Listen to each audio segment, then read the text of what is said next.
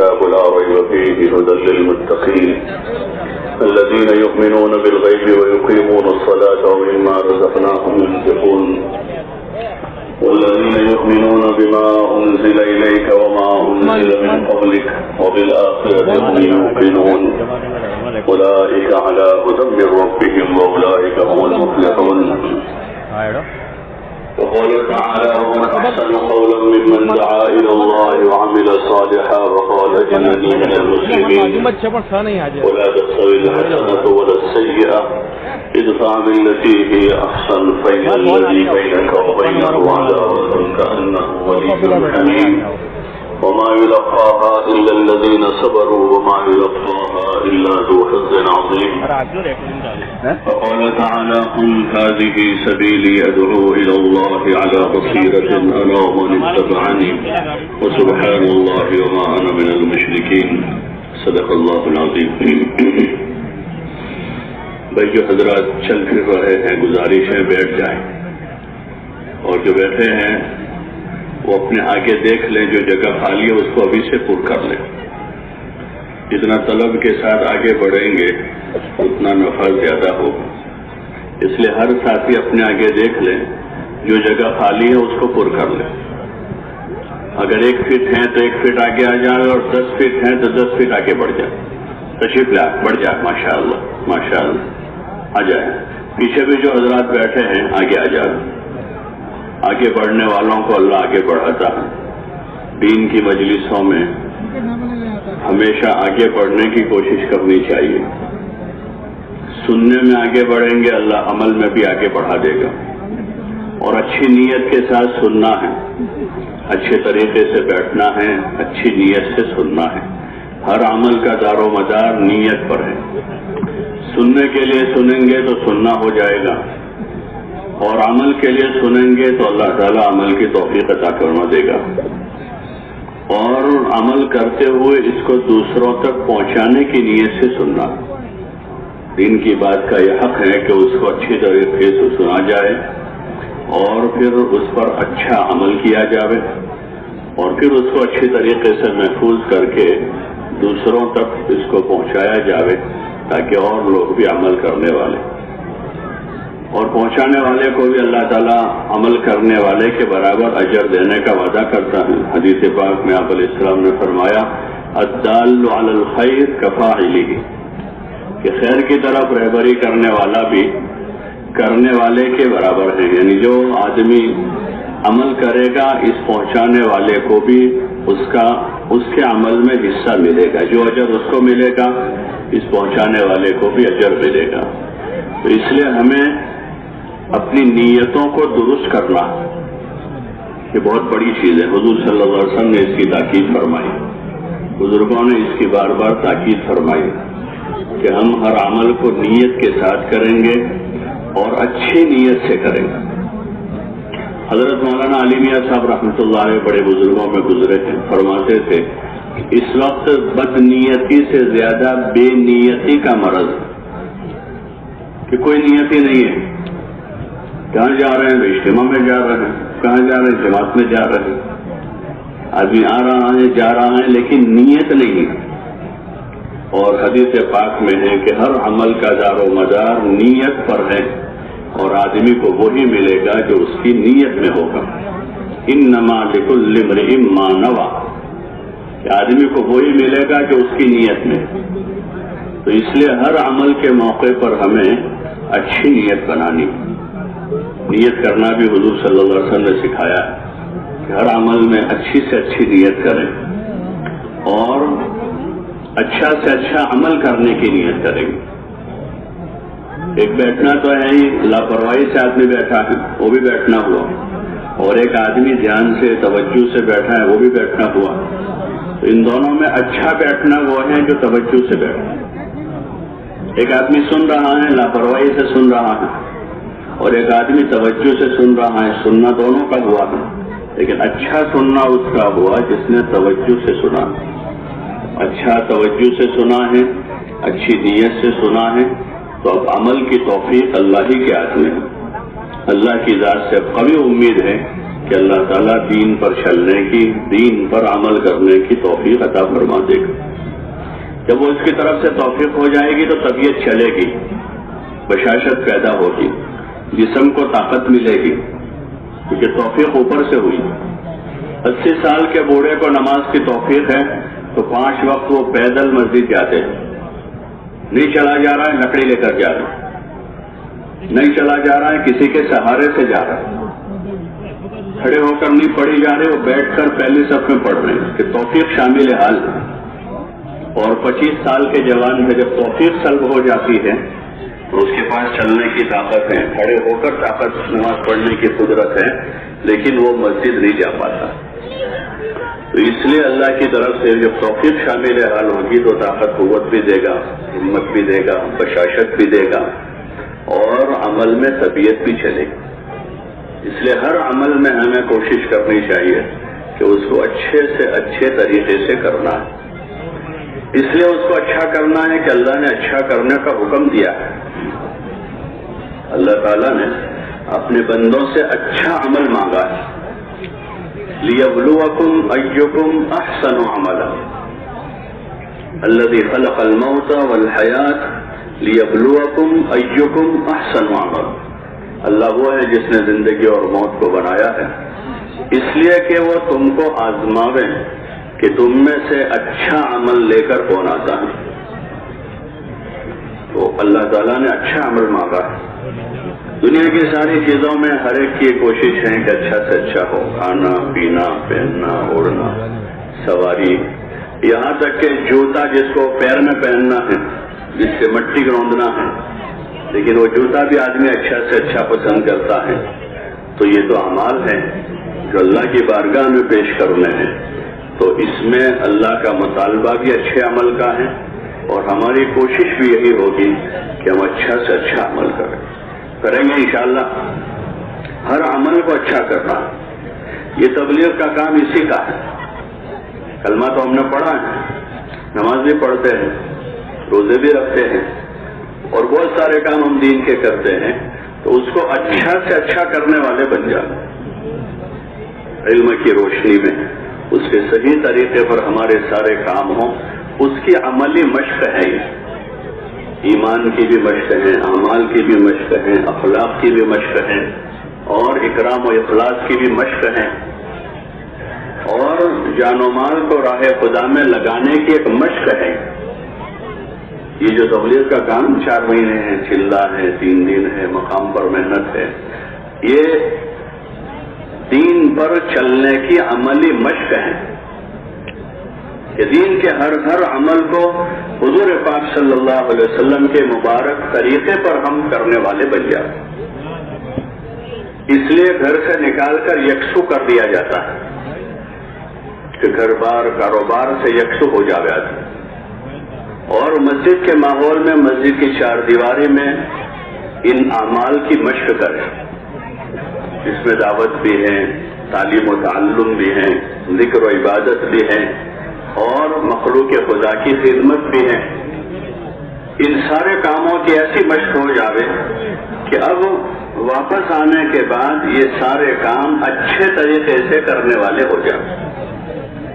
اور اچھا طریقہ کون سا ہے؟ وہ حضرت نبی کریم صلی اللہ علیہ وسلم کا طریقہ۔ اس لیے یہاں قدم قدم پر مشق ہے، قدم قدم پر مشق ہے۔ یہ سفر میں سفر کے اذکار، سفر کے معمولات، سفر کی دعائیں، سفر کے آداب، اس کی مشق ہے سفر۔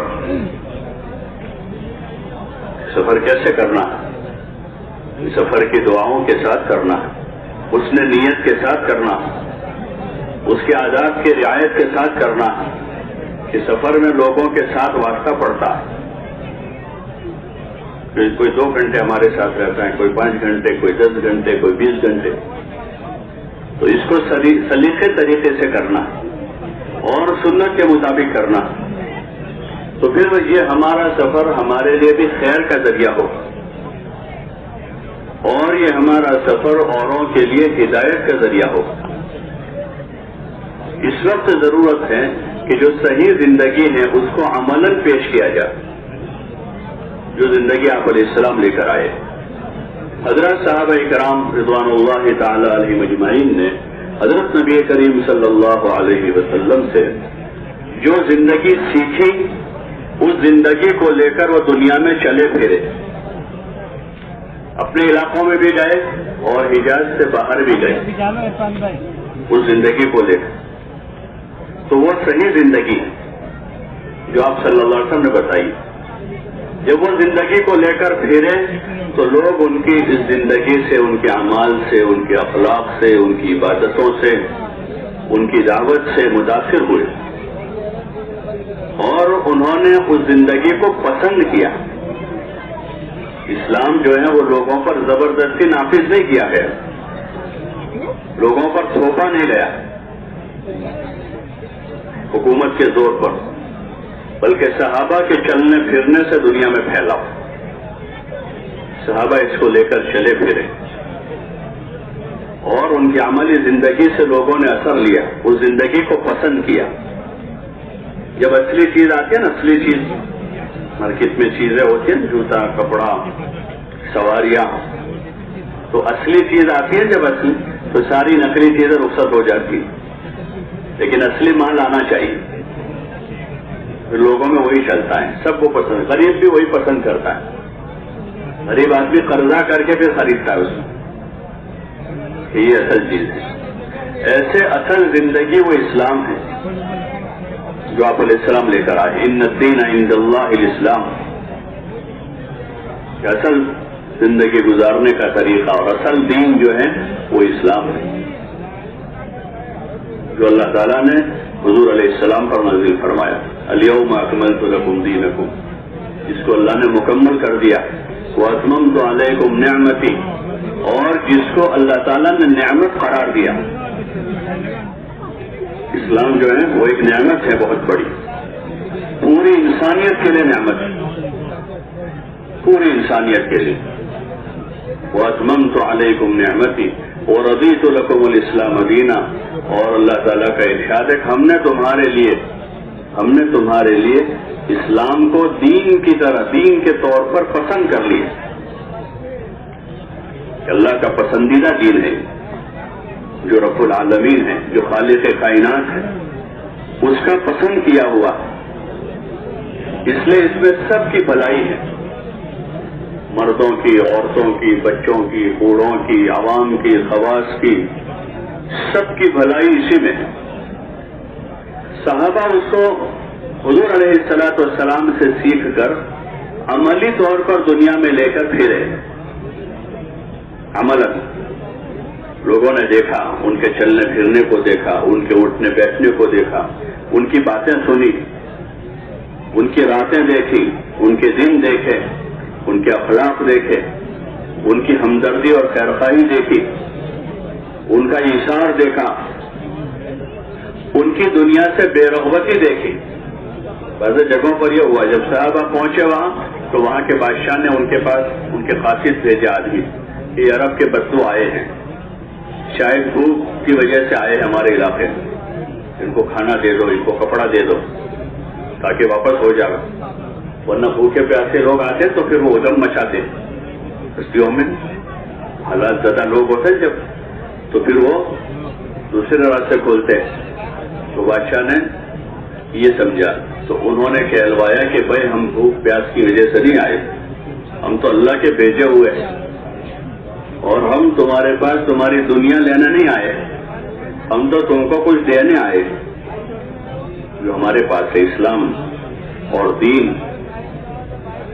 یہ ان کا ہدف تھا کہ جو دین ہمارے پاس ہے وہ ہمیں دینا ہے، اور اندر یقین تھا کہ کامیابی اسی پر ہے، چاہے فقر و فاقہ کے ساتھ ہے پھر بھی کامیاب. فقر و فاقہ جیسے اس وقت لوگوں نے یہ سمجھا ہے کہ پیسہ ہوگا تو کامیاب ہے، مال ہوگا تو کامیاب ہے. تو آدمی کوئی چیز نہیں، بس مال آوے وہ دیکھتا ہے. مال کمانے میں زندگی پوری ہو جائے تو بھی اس کو کوئی حرج نہیں، مال کماتے کماتے بوڑھا ہو جاوے تو بھی حرج نہیں، مال کماتے کماتے بیمار ہو جاوے تو بھی حرج نہیں، مال کماتے کماتے بد اخلاق بدتمیز بن جاوے تو بھی کوئی حرج نہیں. مال کماتے کماتے ذلیل ہو جائے تو بھی کوئی حرج نہیں. کیا آنا چاہیے؟ مال ہے. کوئی مقصد مال ہے تو آدمی مال کے پیچھے دوڑا بھاگا جا رہا. صحابہ کرام رضوان اللہ تعالی علیہ مجمعین نے یہ بات سمجھی تھی کہ کامیابی دین میں ہے، تو پھر دین کے لیے ان کو وطن چھوڑنا پڑا، دین کے لیے ذلت برداشت کرنی پڑی، دین کے لیے بھوک پیاس برداشت کرنی پڑی، اور دین کے لیے جو کچھ کرنا پڑا وہ کیا، لیکن انہوں نے دین ہاتھ سے نہیں جانے دیا. اور اللہ کا وعدہ جو ہے وہ دین پر ہے، ایمان اور اعمال پر ہے. تو پھر اللہ تعالیٰ نے اپنا وعدہ پورا کیا. انہوں نے یقین کے ساتھ دین کو حاصل کیا تو اللہ تعالیٰ نے ان کو دین دیا، اور دین کے ساتھ جتنی برکتیں، رحمتیں اور اللہ کے جتنے وعدے ہیں وہ سارے وعدے اللہ تعالیٰ نے ان کے ساتھ پورے کیے. اس نقل و حرکت سے یہی چاہا جا رہا ہے کہ ہر مسلمان اپنے دل میں یہ یقین پیدا کرے کہ ہماری دنیا آخرت دونوں جہان کی کامیابی اللہ کے دین میں ہے. اللہ کے اوامر و احکام کو حضرت نبی کریم صلی اللہ علیہ وسلم کے طریقوں پر پورا کرنے میں ہے. اس کی عملی مشق کرنی سفر میں بھی اور جہاں جہاں جائیں گے وہاں جا کر بھی. ایمان کی مشق ہے، ایمان مشق چاہتا ہے. اللہ سے ہونے کو بولنا ہے کہ اللہ کرتا ہے، اللہ کھلاتا ہے، اللہ پلاتا ہے، اللہ پالتا ہے، کام بنانے والا اللہ ہے، عزت و ذلت کا مالک اللہ ہے، زندگی اور موت کا مالک، زندگی اور موت کا مالک اللہ ہے، بیماری اور شفا کا مالک اللہ ہے. کہ دل کی گہرائیوں سے یہ آواز آ رہی ہے. جب یہ آواز اندر سے آئے گی تو ہر وقت رجوع اللہ کی طرف ہوگا. بھوک آئے گی تو اللہ کی طرف متوجہ ہوں گے، پیاس آئے گی تو اس کی طرف متوجہ ہوں گے، بیماری آئے گی تو اللہ ہی کو پکاریں گے، حالات آئیں گے تو اللہ کی طرف رجوع کریں گے، اور خوشحالی ہوگی تو بھی اللہ کو بھولیں گے نہیں. جب یقین یہ ہوگا تو پھر خوشحالی میں بھی اللہ کو نہیں بھولیں گے، تندرستی میں بھی اللہ کو نہیں بھولیں گے، بلکہ پھر ایمان کا تقاضا ہے آگے، ایمان کا آگے تقاضا ہے. اس کا تقاضا عبادت ہے. جب اللہ کی عبادت کریں گے، جو مقصد حیات ہے اللہ کی عبادت میں لگیں گے. جو مقصد حیات ہے، جب صبح شام رات دن ہر حال میں کسی نہ کسی عبادت میں ہوں گے، ہر حال میں اٹھتے بیٹھتے سوتے جاگتے چلتے پھرتے،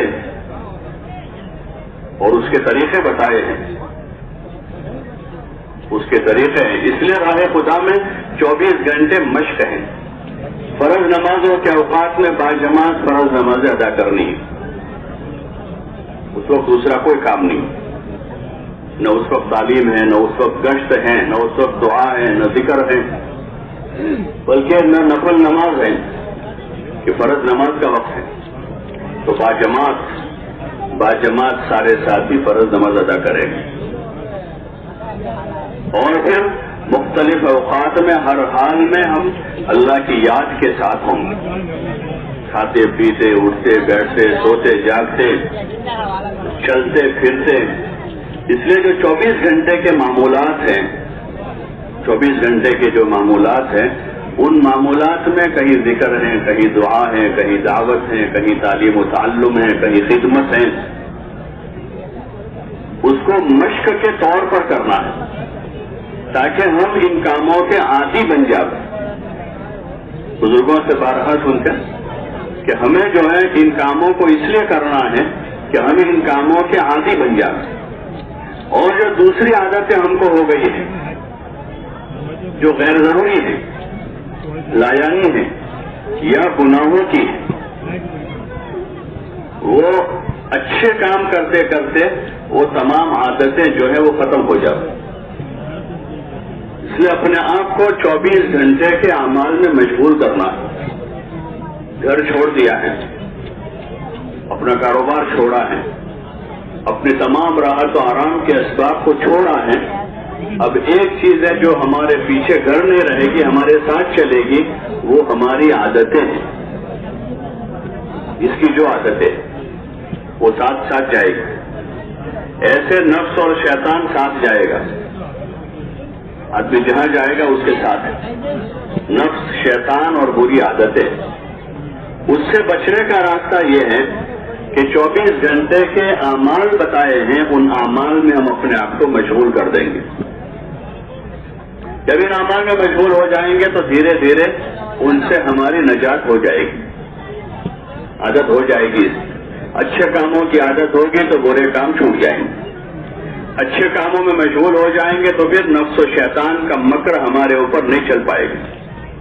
وہ اپنی کوشش کریں گے لیکن ہم اچھے کاموں میں لگے، کبھی نماز میں ہیں، کبھی دعا میں ہیں، کبھی ذکر میں ہیں، کبھی سیکھ رہے ہیں، کبھی سکھا رہے ہیں، کبھی خدمت کر رہے ہیں، کبھی اللہ کے سامنے رو رہے ہیں، تو پھر نفس و شیطان کا مکر چلے گا نہیں.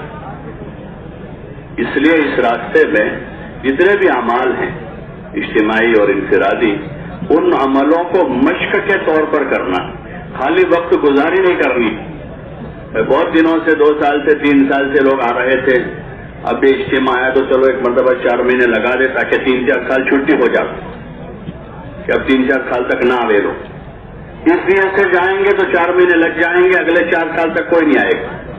یہ آئیں گے تب بھی ہم کہہ دیں گے ابھی تو جا کر آیا ہوں. تو مقصود خروج سے یہ نہیں ہے. 4 مہینے بہت بڑی قربانی ہے. ہاں ہم خود اپنی قربانی کی قدر کریں، اپنے اس وقت کی قدر کریں. یہ بڑی قربانی ہے. آپ نے اپنا وقت فارغ کیا ہے، اپنا گھر چھوڑا ہے، کاروبار چھوڑا ہے، بیوی بچوں سے ہر ایک کو فطری محبت ہوتی ہے، ان کو چھوڑا ہے، تو یہ بڑی قربانی ہے. اس قربانی کی خود ہم قدر کریں. ہاں ہم خود اس کی قدر کریں، اپنے اوقات کی، اپنے مال کی، جو اللہ کی دی ہوئی بہت بڑی نعمت ہے. اور وقت جو ہے وہ قیمتی سرمایہ ہے، اس کا کوئی بدل نہیں ہے. پیسوں کا بدل ہے، زمین کا بدل ہے. یہ گئی دوسری ہاتھ لگ جائے گی، سواری چھوٹ گئی دوسری مل جائے گی، لیکن وقت ایسی چیز ہے اس کا کوئی بدل نہیں. اور اللہ تعالیٰ نے آپ حضرات کو توفیق دی ہے کہ 4 مہینے فارغ کیے. بڑی توفیق ہے یہ اللہ کی طرف، بہت بڑی توفیق. اس پر شکر کا تقاضا ہے. اگر شکر کیا جائے گا اس پر تو اللہ کی طرف سے مزید اعمال کی بھی اور مزید اوقات کو فارغ کرنے کی بھی توفیق ہو جائے گی. ان شکرتم لازیدنکم، کہ تم شکر کرو گے تو ہم اضافہ کرتے ہی رہیں گے. اس لیے سب طے کریں کہ اپنے وقت کی قدر کریں گے انشاءاللہ. اور جتنے اعمال ہیں اس کی مشق کریں گے. ہاں اتنی مشق کریں گے کہ ان سارے کاموں کو اچھی طریقے سے کرنا ہم سیکھ لیں. دنیا کے جتنے کام ہیں اس کی مشق کرتا ہے آدمی. ڈرائیونگ کی مشق، ابتدا میں پہلی بار بیٹھا ہے نہیں چلا پاتا، آگے بڑھتا ہے گاڑی بند ہو جاتی ہے، ابھی گیئر ادھر پکڑتا ہے اسٹیئرنگ چھوٹ جاتی ہے، کبھی ایکسیلریٹر دباتا ہے بریک دبا دیتا ہے، لیکن دھیرے دھیرے مشق کرتا ہے. میدان میں چلاتے چلاتے راستے پر آتا ہے، راستے پر چلاتے چلاتے ہائی وے پر جاتا ہے، وہاں چلاتے چلاتے شہر میں آتا ہے، اور پھر اتنا ماہر ہو جاتا ہے کہ شہر کی تنگ گلیوں میں بھی وہ گاڑی نکال لیتا کہ اس نے مشق کر لی. ایسے نماز کی مشق ہے کہ فرصت میں وہاں پڑھ رہے تھے، کوئی کام نہیں تھا جماعت میں، تو 5 وقت کی نمازیں پڑھی، نفل نمازیں پڑھی ہیں، اور نماز کی ایسی مشق ہے کہ اب مشغولی میں بھی نماز آسان ہو جائے گی. وہاں فرصت کے اوقات میں نماز پر ایسی مشق کی ہے کہ سارا دھیان توجہ نماز ہی میں لانے کی کوشش کی. تو شروع میں رکعت باندھتے تھے، پہلی رکعت اچھی گئی، دوسری رکعت میں خیالات آئے، پھر دھیرے دھیرے اور محنت کی اور محنت کی اور محنت کی اور محنت کی. 100 رکعتیں بلکہ ہزاروں رکعتیں پڑھتے پڑھتے پڑھتے نماز کی اچھی مشق ہو جائے گی. جیسے کتنے کلومیٹر گاڑی آدمی چلاتا ہے تب جا کے پکا ڈرائیور بنتا ہے، کتنا آدمی لکھتا ہے تب جا کے اچھی تحریر اس کی ہوتی ہے، کتنا آدمی بچپن سے پڑھتا ہے تب وہ عبارتیں پڑھنا سیکھتا ہے زبان کی. ایسے یہ چیزیں مشق چاہتی ہیں، ایمان بھی، نماز بھی، ذکر بھی، اخلاق بھی. ہمارے ماحول میں عمومی طور پر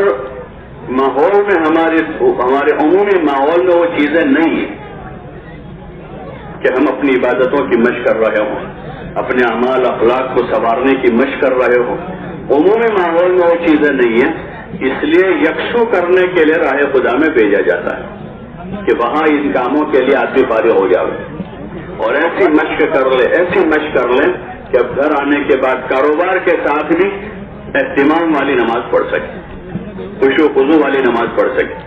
گھر آنے کے بعد آدمی کاروبار میں بھی غافل نہ رہے، گھر آنے کے بعد آدمی اپنے بیوی بچوں کے ساتھ بھی بد اخلاق بن کے نہ رہے، بلکہ اخلاق کی اچھی مشق کر کے آئے ہیں تو اپنے گھر والوں کے ساتھ جب آدمی بااخلاق زندگی گزارے، یہ اس کی مشق ہے۔ اس لیے پوری توجہ اور دھیان سے روزانہ نیت بناتے ہوئے اور صبح شام رات دن نیتوں کی تجدید کرتے ہوئے ہر عمل سے پہلے نیت کریں، درمیان میں اپنی نیت کو ٹٹولیں اور عمل کے بعد اپنی نیت کی جانچ کریں کہ کیا نیت تھی، تاکہ اچھی نیت بنانے کے عادی ہو جائیں۔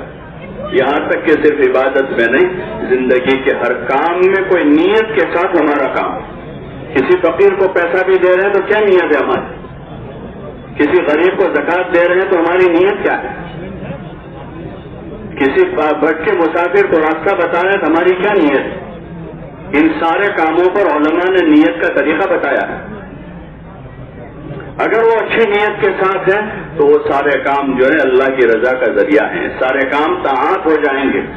اور اگر نماز میں بھی نیت درست نہیں ہے تو وہ نماز بھی وبال جان بن جائے گی، کیونکہ نیت ٹھیک نہیں ہے۔ شہادت جیسا عمل ہوا ہے حضور علیہ السلام کے زمانے میں، جس غزوے میں آپ شریک ہیں، لیکن وہ نیت درست نہیں تھی تو وہ عمل مردود ہو گیا۔ تو اس لیے ہر عمل پر نیت کی مشق کرتے ہوئے، عمل کی بھی مشق کرتے ہوئے ان اعمال کو 24 گھنٹے کی زندگی کے جتنے اعمال ہیں، نماز ہے، دعا ہے، ذکر ہے، تلاوت ہے، اور ضروری جو ہمارا دین ہے جس کا سیکھنا ہر آدمی کے ذمہ فرض ہے، جو بنیادی چیزیں ہیں ایمان سے متعلق، اعمال سے متعلق، اخلاق سے متعلق، اپنی معاشرت سے متعلق، اپنی آخرت سے متعلق جو بنیادی ضروری باتیں ہیں، وہ موٹی موٹی باتوں کو سیکھنا سکھانا ہے اور مزید علم کی طلب پیدا کرنی۔ علم تو جتنا سیکھے تھوڑا ہے، جتنا سیکھے تھوڑا ہے۔ آپ علیہ السلام کو اتنا سارا علم دیا گیا اور کہا آپ کو جتنا دیا گیا ہے وہ تھوڑا ہے، اور جتنا آدمی سیکھے وہ تھوڑا ہے۔ مال جتنا کماتا ہے کم پڑتا ہے، جتنا آدمی کماتا جاتا ہے کم ہی پڑتا ہے، اور سب کو سمجھ میں آتا ہے۔ لیکن دین کے امور، عبادت اور اعمال اور علم میں آدمی کو جب تھوڑا حاصل ہو جاتا ہے تو سمجھتا ہے بہت ہو گیا۔ تھوڑی عبادت ہو جاتی ہے آدمی صاحب بہت کر لیا، تھوڑا سا علم آدمی سیکھ لیتا ہے، کہتا ہے کہ میں سب جانتا ہوں۔ کوئی مسئلہ بتاتا ہے کہ مجھے پتا ہے، کوئی کہتا ہے بھائی ذرا پوچھ لو اس کو اچھی طرح سے علماء سے، آدمی کہتا ہے مجھے پتا ہے، میں جانتا ہوں۔ تو ایسی قناعت پیدا نہ ہو، بلکہ اس راستے میں فضائل کے حلقوں میں بیٹھ کر ایمان، اعمال، علم، اخلاق کی مزید طلب پیدا ہو اور طلب پیدا ہو، علم حاصل کرنے کا، اللہ کی ذکر میں لگنے کا، اللہ کا دھیان پیدا کرنے کی، اور اپنے اخلاق کو سنوارنے کی، اپنی عبادتوں کو بنانے کی ایسی طلب پیدا ہو، ایسی طلب پیدا ہو کہ اب کسی وقت قناعت نہ ہو بلکہ ہر وقت طلب ہو۔ اور جب طلب پیدا ہوگی تو پھر ہر وقت اللہ کی طرف سے اس کا انتظام کیا جائے گا کہ طلب پوری کی جائے۔ آدمی کو پانی کی طلب ہوتی ہے تو ہر وقت اس کا انتظام اللہ کرتا ہے، سفر میں بھی پانی مل جاتا ہے، حضر میں بھی پانی مل جاتا ہے، اللہ پاک اس کی پیاس کی اس طلب پر اس کے پانی کا انتظام کرتا ہے۔ کھانے پینے کی طلب پر ہوائی جہاز میں کھانا پینا مل جاتا ہے کہ آدمی ہوا میں اور پانی کے جہاز میں کھانا مل جاتا ہے اور جنگلوں میں کھانا مل جاتا ہے۔ ایسے جب دین کی طلب بیدار ہوگی تو پھر اللہ پاک اس کا نظام کرے گا، اللہ ایسے اسباب مہیا کرے گا کہ جس میں ہماری دینی ضرورت پوری ہوتی جائے گی۔ اور اگر طلب نہیں ہوگی تو آدمی مٹکے سے 10-15 فٹ کے فاصلے پر بیٹھا ہے، لیکن طلب ہی نہیں ہے تو رات سے صبح ہو گئے ایک گلاس بھی پانی نہیں پیا، طلب ہی نہیں ہوئی ابھی تک۔ اور گرمی کے موسم میں آدمی پتہ نہیں کہاں ہے، راستے میں مسافر ہیں اور پیاس لگی ہوئی ہے تو آدمی یاد دیکھتا ہے کہ کسی دکان میں پانی ہے، آگے 2 کلومیٹر جا کر پھر دکان تلاش کرتا ہے، پھر آگے جاتا ہے تو آدمی کی طرف پر اس کو کہیں نہ کہیں سے پانی مل جائے. تو اس لیے اس راستے میں نکل کر مشق کرنی، ایمان کی، اعمال کی، علم کی، ذکر کی بھی مشق ہے، وہ بھی مشق کیا تھا. اس سے بزرگوں نے صبح شام شریف استغفار کہ وہاں سے آدمی ابتدا کرے، شروعات کرے، کسی جگہ بیٹھ کر اطمینان سے اپنی تصویر پڑھے، دھیان جما کر پڑھے اور ذکر کرنے کی مشق کرے. دھیان جمانے کی مشق ہے، اس لیے اس کا معنی کے دھیان کے ساتھ اگر تصویر پڑھیں گے تو بہت جلدی دھیان پیدا ہو جائے گا، اور جتنا یکسو ہو کر پڑھیں گے اتنا زیادہ دھیان جمے گا. وہ تو آخری درجہ ہے کہ آدمی کو فرصت نہیں ملی، سفر میں تھا تو چلتے چلتے بھی سفر میں بھی آدمی نے پوری کر لی. ورنہ اصل چیز تو یہ ہے کہ آدمی اس کے لیے صبح شام 10-15 منٹ فارغ کر کے الگ سے بیٹھ جائے. جیسے ہم اپنے تقاضوں کے لیے بیٹھتے، اس چیزیں کا 5 بار تقاضا ہو تو آدمی 5 مرتبہ جاتا ہے. کھانے کا 3 بار تقاضا ہے تو آدمی 3 مرتبہ بیٹھتا ہے. آرام کا 2 بار تقاضا ہے اور گھنٹوں بھر کا تقاضا ہے. رات میں آدمی 5-6 گھنٹے آرام کرتا ہے، دن میں گھنٹہ 1.5 گھنٹہ آرام کرتا ہے. تو ایسے اللہ کا دھیان پیدا کرنے کے لیے تھوڑی دیر یکسو ہو جاتا. صبح اگر فجر کے اذان اقامت کے درمیان میں بیٹھ گئے اس کا کوئی کام نہیں ہے دوسرا، جلدی سے فارغ ہو گئے، جلدی اٹھ گئے، تہجد بھی ہو جائے گی اور تلاوت، تسبیح، معمولات سب پورا ہو جائے گا. دعا પછી شام کو عموماً مغرب سے پہلے દુઆ પછી આગળ જ હશે. દુઆ પછી મુસાફામાં આગળ જ હશે, મળી જાય દોરીમાં. سے پہلے کا وقت ہے، એ દોરીના અંદર બેઠો موقع نہیں رہا تو پھر عشاء سے پہلے فارغ ہونے، اس وقت موقع نہیں رہا تو عشاء کے بعد تھوڑی دیر بیٹھ گئے. لیکن اپنے معمولات کو پورا کرنے کی کوشش کریں. چوتھی مشق کرنی ہے اپنے اخلاق پر، ہمارے اخلاق درست ہوں. سب سے پہلے تو ہمیں اعتراف کرنا ہوگا کہ ہمارے اخلاق ٹھیک نہیں. جب ہم خود قبول کریں گے تو محنت کریں گے اور ہم تو یہی سمجھیں کہ ہم تو بہت ٹھیک ہے، دوسرے برابر نہیں. شوہر کہہ رہا ہے کہ بیوی کے اخلاق برابر ہیں، بچے نافرمان ہیں، میرے ماں باپ ایسے ہیں اور میں تو سب سے اچھا ہوں. جو آدمی اپنی بد اخلاقی اور اپنی بے دینی کا اعتراف کرے گا وہ دین سیکھنے کی طرف متوجہ ہوگا. اپنے اخلاق کو درست کرنا ہے، یہ کام ہے مستقل، اور یہ چیز مشق چاہتی ہے، یہ چیز مشق چاہتی ہے. اور یہ ایسا عمل ہے کہ اگر یہ ٹھیک نہ ہوئے تو آدمی کی عبادتیں دری کی دری رہ جائے گی. آدمی کے سارے نیک کام ایک طرف ہو جائیں گے بد اخلاقی کی وجہ سے، اور اللہ کے بندوں کے ساتھ اس کی رویوں کی وجہ سے عبادتیں ساری کی ساری اکارت ہو جائے گی. اس لیے بہت زیادہ اس پر محنت کی ضرورت ہے. جب اسباب اور وسائل ہو جاتے ہیں تو پھر اخلاق جو ہے وہ بگڑتے ہیں. آدمی کے پاس اسباب کم ہوتے ہیں، غربت ہوتی ہے تو بیچارہ ہوتا ہے نا، ایسا کم ہوتا ہے، طاقت قوت نہیں ہوتی، اور اقلیت میں ہوتا ہے تو آدمی سہما رہتا ہے، ڈرا رہتا ہے، سب کے ساتھ اچھا ملتا ہے. لیکن وسائل بڑھتے ہیں، آدمی کے پاس مال آتا ہے، دنیا آتی ہے، کاروبار ہو جاتے ہیں، آدمی کے پاس 2 پیسے آ جاتے ہیں تو پھر آدمی کے رویے بدل جاتے ہیں. اس راستے میں نکل کر اس کی مشق کرنی کہ ہم سے چھوٹوں کی بھی خدمت کریں، ہم سے کم حیثیت لوگ ہیں ان کی بھی خدمت کریں. ایک آدمی ہے بہت مالدار اور دوسرے ساتھی جماعت میں غریب ہیں، تو یہ نہ ہو کہ غریبوں کے دل میں خدمت لگا دے مالدار کھاتے رہیں گے، بلکہ ہم بھی خدمت کریں گے اپنے ساتھیوں کی. اس لیے سے کہ ہمیں اس خدمت کا اجر اللہ راضی ہو جائے، ہمارے اندر توجہ پیدا ہو جائے. حضور پاک صلی اللہ علیہ وسلم ایک موقع پر سفر میں سواریاں کم تھی تو باری بیٹھنے کی ترتیب بنی. تو ایک صحابی رضی اللہ عنہ کی باری حضور صلی اللہ علیہ وسلم کے ساتھ ہوئی. انہوں نے آپ علیہ السلام سے عرض کیا رسول اللہ میں ہی ان کی نکیل پکڑتا رہوں گا، آپ اوپر بیٹھے رہیں، میری باری میں بھی آپ بیٹھیں، آپ کی باری میں بھی آپ ہی بیٹھیں. تو آپ صلی اللہ علیہ وسلم فرمائے کہ نہیں بھائی ایسا نہیں، میری باری میں میں بیٹھوں گا، آپ کی باری میں آپ بیٹھیں. اس لیے کہ اگر آپ اس لیے ایسا کر رہے ہو کہ میں کمزور ہوں تو میں کمزور نہیں ہوں، تم سے زیادہ طاقتور ہوں.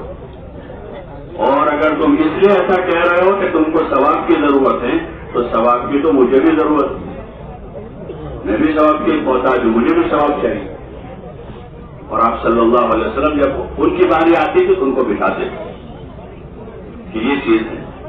خدمت جو ہے خدمت وہ اجرت کی چیز نہیں ہے کہ بھائی جس کے پاس پیسہ ہو وہ اجرت پر خدمت کرواتا رہے اور جس کے پاس پیسہ نہیں وہ خدمت کرتا رہے. یہ تو ایک مجبوری ہے. ورنہ ہمارے دین میں تو خدمت کی عبادت ہے. خدمت پر بھی ثواب ہے. بھی بچوں پر آدمی جو رقبہ خرچ کرتا ہے اس کو بہترین صدقہ کہا ہے. بہترین صدقہ ہے. ایمان سے خدمت کی ہے. ایسے جان سے خدمت اپنے ساتھیوں کی خدمت کریں گے, مقامی لوگوں کی خدمت کریں گے. مہمان بن کر جماعت میں نہیں جانا. لائیو فوٹو جو ایک دم مہمان آیا 3 دن تک کچھ کام نہیں کرے گا, پھر کھائے گا پیے گا سوئے گا گھومے گا. تو مہمان بن کر نہیں جا رہے بلکہ دین سیکھنے کے لیے جا رہے ہیں. اور دین کے اعمال میں خدمت بھی, خدمت کرنا بھی سیکھنا ہے. اور اس کے بعد اوپر جو ہے اس کے درجے پھر دھیرے دھیرے دھیرے اخلاق درست ہوں گے, توازو پیدا ہوگی. ہاں, اپنی حقیقت کا پتہ چلے گا. ابھی تو حقیقت کا پتہ نہیں اس لیے کود رہے ہیں. ایک آدمی کو اندر پیٹ میں کینسر ہے لیکن اس کو پتہ نہیں, ہلکا ہلکا درد رہتا ہے, گھومتا ہے پھرتا ہے, شان سے شادیوں میں جا رہا ہے, ٹہل رہا ہے, چکرے لگا رہا ہے. لیکن دوسرے دن تھوڑا زیادہ بڑھا, پھر بھی چل پھر رہا ہے. ڈاکٹر کو بتایا, گولی دے دی انہوں نے, شادی میں جا رہا ہے, کاروبار کر رہا ہے, دوستوں کے ساتھ بیٹھا, لیکن درد ٹھیک نہیں ہوا. 14 دن اور زیادہ بڑھ گئے. اب کسی جگہ جا کر اس کو چیک کروایا کہ پتہ چلا کہ آپ کو کینسر ہے. اب کیا کرے گا؟ اب سارے پروگرام کینسل, سارے پروگرام سیدھا علاج کی فکر میں لگ جاتا ہے کہ اب پتہ چل گیا کہ بیماری. ایسے ہمارے سامنے واضح ہو ہماری بیماری, یہ بیماری ہے, اندر تکبر ہے, اندر عجب ہے, بڑائی کا جذبہ ہے, اپنے سوا دوسروں کو حقیر سمجھنے کا دائیا ہے, عبادت کا روک نہیں ہے. یہ بڑی بڑی بیماریاں ہیں. جب آگے راہ خدا میں نکلتا ہے تو اپنی یہ بیماریاں اپنے اوپر کھلتی ہیں. اپنی بیماریاں جب تعلیم کے حلقوں میں صبح شام اللہ کی یاد میں قرآن کی تلاوت میں جب لگیں گے تو بصیرت جو ہے آدمی کی, اس سے آدمی کو اپنی بیماریاں دکھے گی. پھر آدمی روئے گا اللہ کے سامنے. یہ اس کا صحیح وقت لگنے کا اثر ہے. جب صحیح وقت لگے گا تو آدمی اپنے گناہوں پر رونا شروع کرتا ہے, توبہ کرتا ہے کہ اللہ مجھے معاف کر. اپنے ساتھیوں سے بھی معافی مانگتا ہے, بھائی سب مجھے معاف کر دیں, 15 دن سے میں آپ کے ساتھیوں کو تکلیف پہنچو, معاف کر دیں. وہاں سے خط لکھے گا اپنی امی کو کہ میں نے آپ کو بہت پریشان کیا ہے, مجھے معاف کر. ابا کو خط لکھے گا کہ میں نے آپ کا حق ضائع کیا ہے, آپ مجھے معاف کر. یہ بچوں کو خط لکھے گا کہ میں نے آپ کا صحیح حق ادا نہیں کیا ہے, آپ مجھے معاف کر دیں. یہ صحیح وقت لگنے کا اثر ہے کہ آدمی کا رونا شروع ہوتا ہے, توبہ استغفار شروع ہوتا ہے. ہاں, رقت تاری ہوتی ہے. ایسے ساتھیوں کو دیکھا جن کو کچھ زیادہ قرآن کی سمجھ نہیں ہے, لیکن جب ان پر یہ اثر ظاہر ہوا تو عام ساتھی ہے اور فجر کی نماز میں امام صاحب اگر جہنم کی آیتیں پڑھ رہا ہے تو وہ اتنا رو رہا ہے کہ رقت تاری ہو جائے.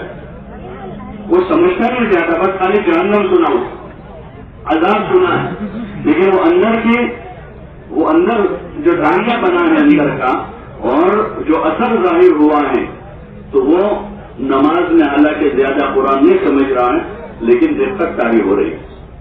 یہ وقت صحیح گزر رہا ہے, اپنے گناہوں پر آدمی رو رہا ہے تو معافی مانگتا رہے گا ہر ایک. اور اگر یہ چیز نہیں ہوئی اور غلط اثر ظاہر ہوا تو پھر آدمی جماعت میں نہ جا کر دوسروں کی برائیاں دیکھتا ہے. دیکھو امیر صاحب جو سوچتے ہیں زیادہ, فلاں ذاتی بہت کھاتا ہے, فلانا جو دیکھو نماز پوری نہیں پڑھتا ہے, اس نے تصویر نہیں پڑھی ہے. آدمی مسلم بن جاتا ہے, صالح بنتا نہیں ہے, اور کیا بن جاتا ہے, مسلم بن جاتا ہے. تو پھر یہ آدمی نہ اپنا فائدہ کرتا ہے نہ کسی کا کرتا ہے, بلکہ وہ نقصان اٹھاتا ہے. اللہ ہم سب کی اس سے عبادت فرما. اس لیے صحیح وقت گزارنا ہے, صحیح وقت گزارنا ہے اور وقت پورا کرنا ہے. اور ان عملوں کی مشق ہے. پھر اخلاص کی مشق ہے, اخلاص کی مشق کہ اپنے کام کرتے جاوے, بولتے جاوے اللہ کے لیے کیا ہے. نمازیں پڑھی, روزے رکھے, قرآن پڑھا, ذکر کیا, دعائیں مانگی, اور تنہائی میں ایسے ایسے کام کرے کہ اس کا کسی کو پتا نہیں کہ رات میں اٹھ گئے اللہ کے سامنے رو رہے ہیں کسی کونے میں بیٹھ کر اور اپنے عملوں کو پورا کر رہے ہیں. علماء نے لکھا کہ مخلص ہونے کی ایک علامت آدمی کی یہ ہے کہ وہ اپنے کام کو پورا کرے, جو اس کے معمولات ہیں اس کو ہر حال میں پورے کریں کہ اللہ کے لیے کر رہا ہے. تو سفر میں بھی تسبیح پڑھ رہا ہے, تلاوت گھر پر پڑھ رہے تھے, مسافر ہیں سفر میں بھی پڑھ لیے, وہاں موقع نہیں ملا تو دوسرے دن اس کو پورا کر لیا کہ اللہ کے لیے پڑھ رہا ہے. آدمی عمل پورا کر رہا ہے کہ اللہ کے لیے کر رہا ہے. تو اپنے عملوں کو پورا کرنا اور اخلاص کی مشق ہے. یہ بہت دیر سے آتا ہے, جیسے پھل میں مٹھاس سب سے آخر میں آتا ہے. پھول آتا ہے, پھر پھل بنتا ہے, چھوٹا ہوتا ہے, بڑا ہوتا ہے, پھر بڑا ہوتا ہے, پھر بڑا ہوتا ہے, پھر اس کی سائز مکمل ہوتی ہے, پھر سب سے آخری چیز جو اندر جاتی ہے وہ مٹھاس ہوتا ہے پھل میں. ایسے عمل میں اخلاص سب سے آخر میں آتا ہے. مولانا یوسف صاحب رحمۃ اللہ علیہ فرماتے کہ لگے رہو, یعنی کام کرتے رہو, اخلاص اندر آتا جائے گا. اخلاص پیدا کرنے کا یہ راستہ ہے کہ عمل کرتے رہے, چھوڑیں. طبیعت چلے تب بھی کریں گے, طبیعت نہ چلے تب بھی کریں گے, جی چاہے تب بھی کریں گے اور جی نہ چاہے تب بھی کریں گے. کرتے رہیں گے ان سارے کاموں, روزانہ کے جتنے اعمال ہیں اس کو پورے کریں گے. اور چھٹی جو ہمیں مشقیں کرنی ہے وہ جان مال کو راہ خدا میں لگانے کی, عادت کے طور پر نہیں بلکہ عبادت کے طور پر. ایک تو عادت بننے 2-3-4 سال میں 1-4 مہینے لگا دیں گے اور اس میں 10-20 ہزار کا خرچہ کر دیں گے, بلکہ اللہ کی رضا کے خاطر, اللہ کی رضا کے خاطر ہم وقت لگائیں گے. ابھی جتنا لگا رہے ہیں اس کو کم سمجھیں گے کہ جو ہمارا لگ رہا ہے یہ تھوڑا ہے, چاہے 4 مہینے جا رہے بھی تھوڑا ہے. جان مال تو اللہ کی پوری کی ہوئی, وہ تو زمانے میں رواج کم ہے اس لیے 4 مہینے زیادہ لگ رہا ہے. ورنہ حضور علیہ السلام کے زمانے میں صحابہ کے قصے سنے, انہوں نے زندگیاں کھپائی اور اپنا مال ابوبکر رضی اللہ عنہ نے پورا مال لگایا. اور ایسے لوگ ملیں گے جنہوں نے اپنا پورا مال راہ خدا میں لگایا, اس سے کہ پورا اللہ ہی کا ہے, ہمارا کیا ہے, ہمارا کچھ نہیں, سب اللہ کا ہے. یہ وقت لگا کر جذبہ یہ بنے کہ اور زیادہ ہم اللہ کے نام پر کیسے لگانے والے بنے. سب اللہ کا ہے, جان اللہ کی دی ہوئی ہے, مال اللہ کا دیا ہوا ہے. ہاں, ہم اپنی ضرورتوں کو اللہ کا حکم سمجھ کر اس میں سے پورا کریں. کھانا کھائیں گے, آرام کریں گے, نکاح کریں گے, بیوی بچوں کے ساتھ رہیں گے, وہ بھی حکم کے طور پر. یہ اللہ کا حکم ہے اس لیے نکاح کر رہے ہیں, اللہ کا حکم ہے اس لیے بچوں کی پرورش کر رہے ہیں. تو پھر جب اللہ کا حکم سمجھ کے کریں گے تو ایسا کریں گے جیسا اللہ کہتا ہے. نکاح اس طرح کریں گے جیسے اللہ کہتا ہے. بچوں کی پرورش ایسے کریں گے جیسے اللہ نے کہی, اگر حکم سمجھ کے کریں گے.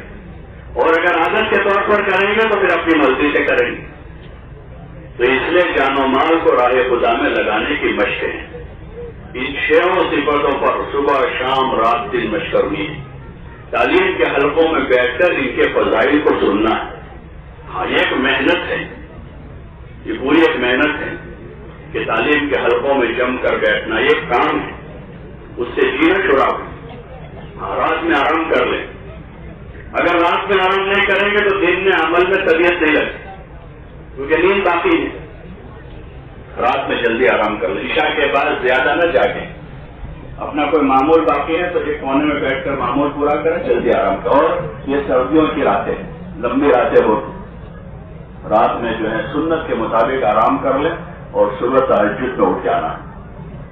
راہ خدا میں نکلنے کے بعد بھی اگر تہجد نہ ہو تو یہ محرومی تھی کہ ہم مسجد کے ماحول میں 24 گھنٹے یہ کاموں کے لیے فارغ ہیں, اس لیے تہجد میں اٹھ جاؤ اور اسی وقت سے دھیان توجہ سے اپنی عبادت, ذکر, تلاوت, دعا, استغفار, ان تمام کاموں کی پابندی کرتے ہوئے فجر کی نماز تک اپنے معمولات سے فارغ ہو جائیں. فجر کی نماز پڑھی, فجر کے بعد مجلس ہوتی ہے عموماً, اس میں جو ہے مختلف مذاکرے ہوتے ہیں, ایمان اعمال کی بات ہوتی ہے.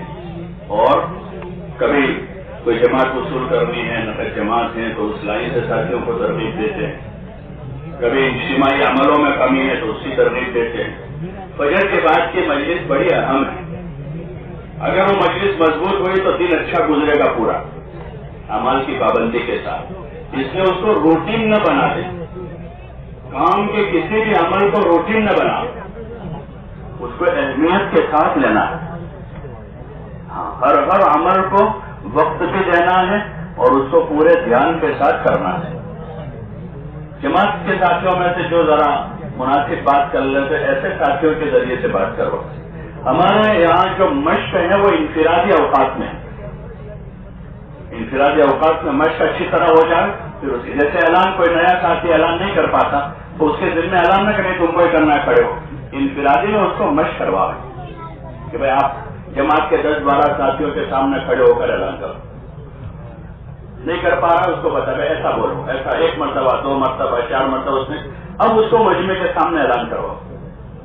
ایسے جو ہماری مجلسیں ہیں یا تعلیم ہے, ایک نیا آدمی ہے جس کو اچھی طرح پڑھنے کا ملکہ نہیں ہے تو اجتماعی حلقے میں اس کے پاس کتاب نہ پڑھا بلکہ اس کو انفرادی میں کسی کے ساتھ بٹھائے پہ آپ روزانہ 2 حدیثیں ان کو پڑھ کے سناؤ, 2 صفحے ان کو پڑھ کے سناؤ. جب ان کو مشق ہو جائے اب ان کو اجتماعی حلقے میں تعلیم کی ذمہ داری.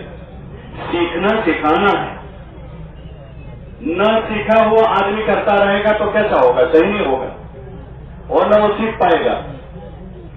تو اس میں سیکھنا سکھانا ہے انفرادی اوقات جو مستقل ایک عمل ہے.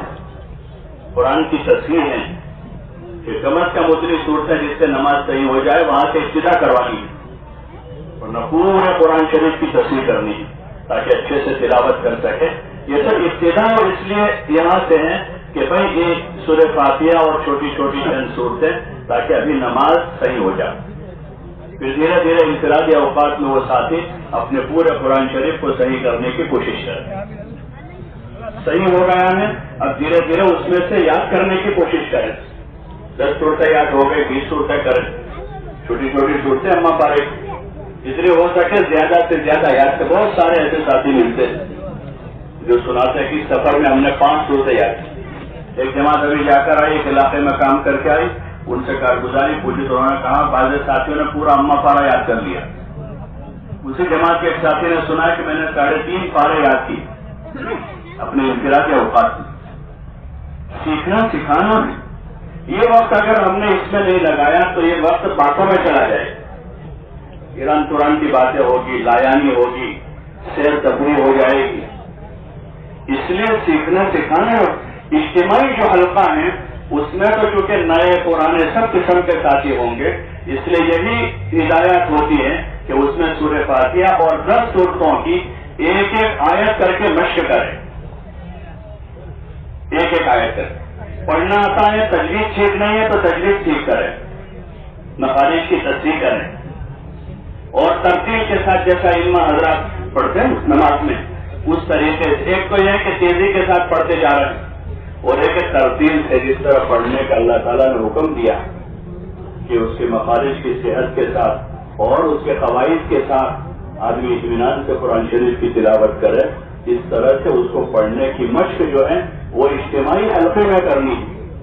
باقی انفرادی اوقات میں جیسے اس موسم میں عشاء کی نماز ہو گئی تقریباً 8 بجے نماز ہو جاتی تھی, 8:30 بجے ہو گئے. اب 5 سے لے کر صبح شادی تک کا وقت ہمارے پاس. اگر آدھا گھنٹہ اس وقت بیٹھ گئے, جماعت میں کوئی قاری ہے, کوئی حافظ ہے, کوئی عالم ہے, صحیح قرآن پڑھنے ان کے پاس, تو ان کے پاس اچھی تصویر ہو جائے گی. یا قرآن شریف ٹھیک ہے, پڑھنا ٹھیک سے جانتے ہیں تو اپنے دیگر ضروری جو دین کی مسائل ہیں حضرت معاویہ صاحب رحمۃ اللہ علیہ فرماتے تھے کہ میں یہ چاہتا ہوں کہ ہر جماعت میں قاری ہو, ایک عالم ہو, تاکہ نکلنے والے قاری سے اپنا قرآن سیکھ کریں اور عالم سے اپنے دین کے ضروری مسائل سیکھ لیں,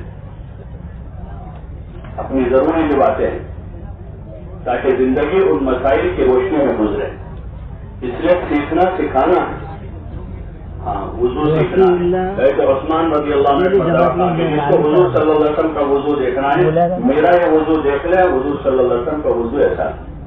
علی رضی اللہ تعالیٰ نے ایک مرتبہ نماز کے بعد پانی منگوایا تو لوگوں نے کہا امیر المومنین آپ نماز تو پڑھ چکے ہیں, تو فرمایا کہ میں حضور صلی اللہ علیہ وسلم کا وضو بتانا چاہتا ہوں, جس کو دیکھنا ہو آ جاؤ, اور وضو کر کے بتایا پورا. یہ عملی سیکھنے کی چیز ہے. وضو ہے, نماز ہے, استنجے کا طریقہ ہے, اور دیگر جو اعمال ہیں ان سارے کاموں کو عملی طور پر سیکھنا سکھانا ہے. سارے کاموں سلام کرنے کا طریقہ ہے، سلام کا جواب ہے، اذان اقامت ہے اور نماز جنازہ ہے.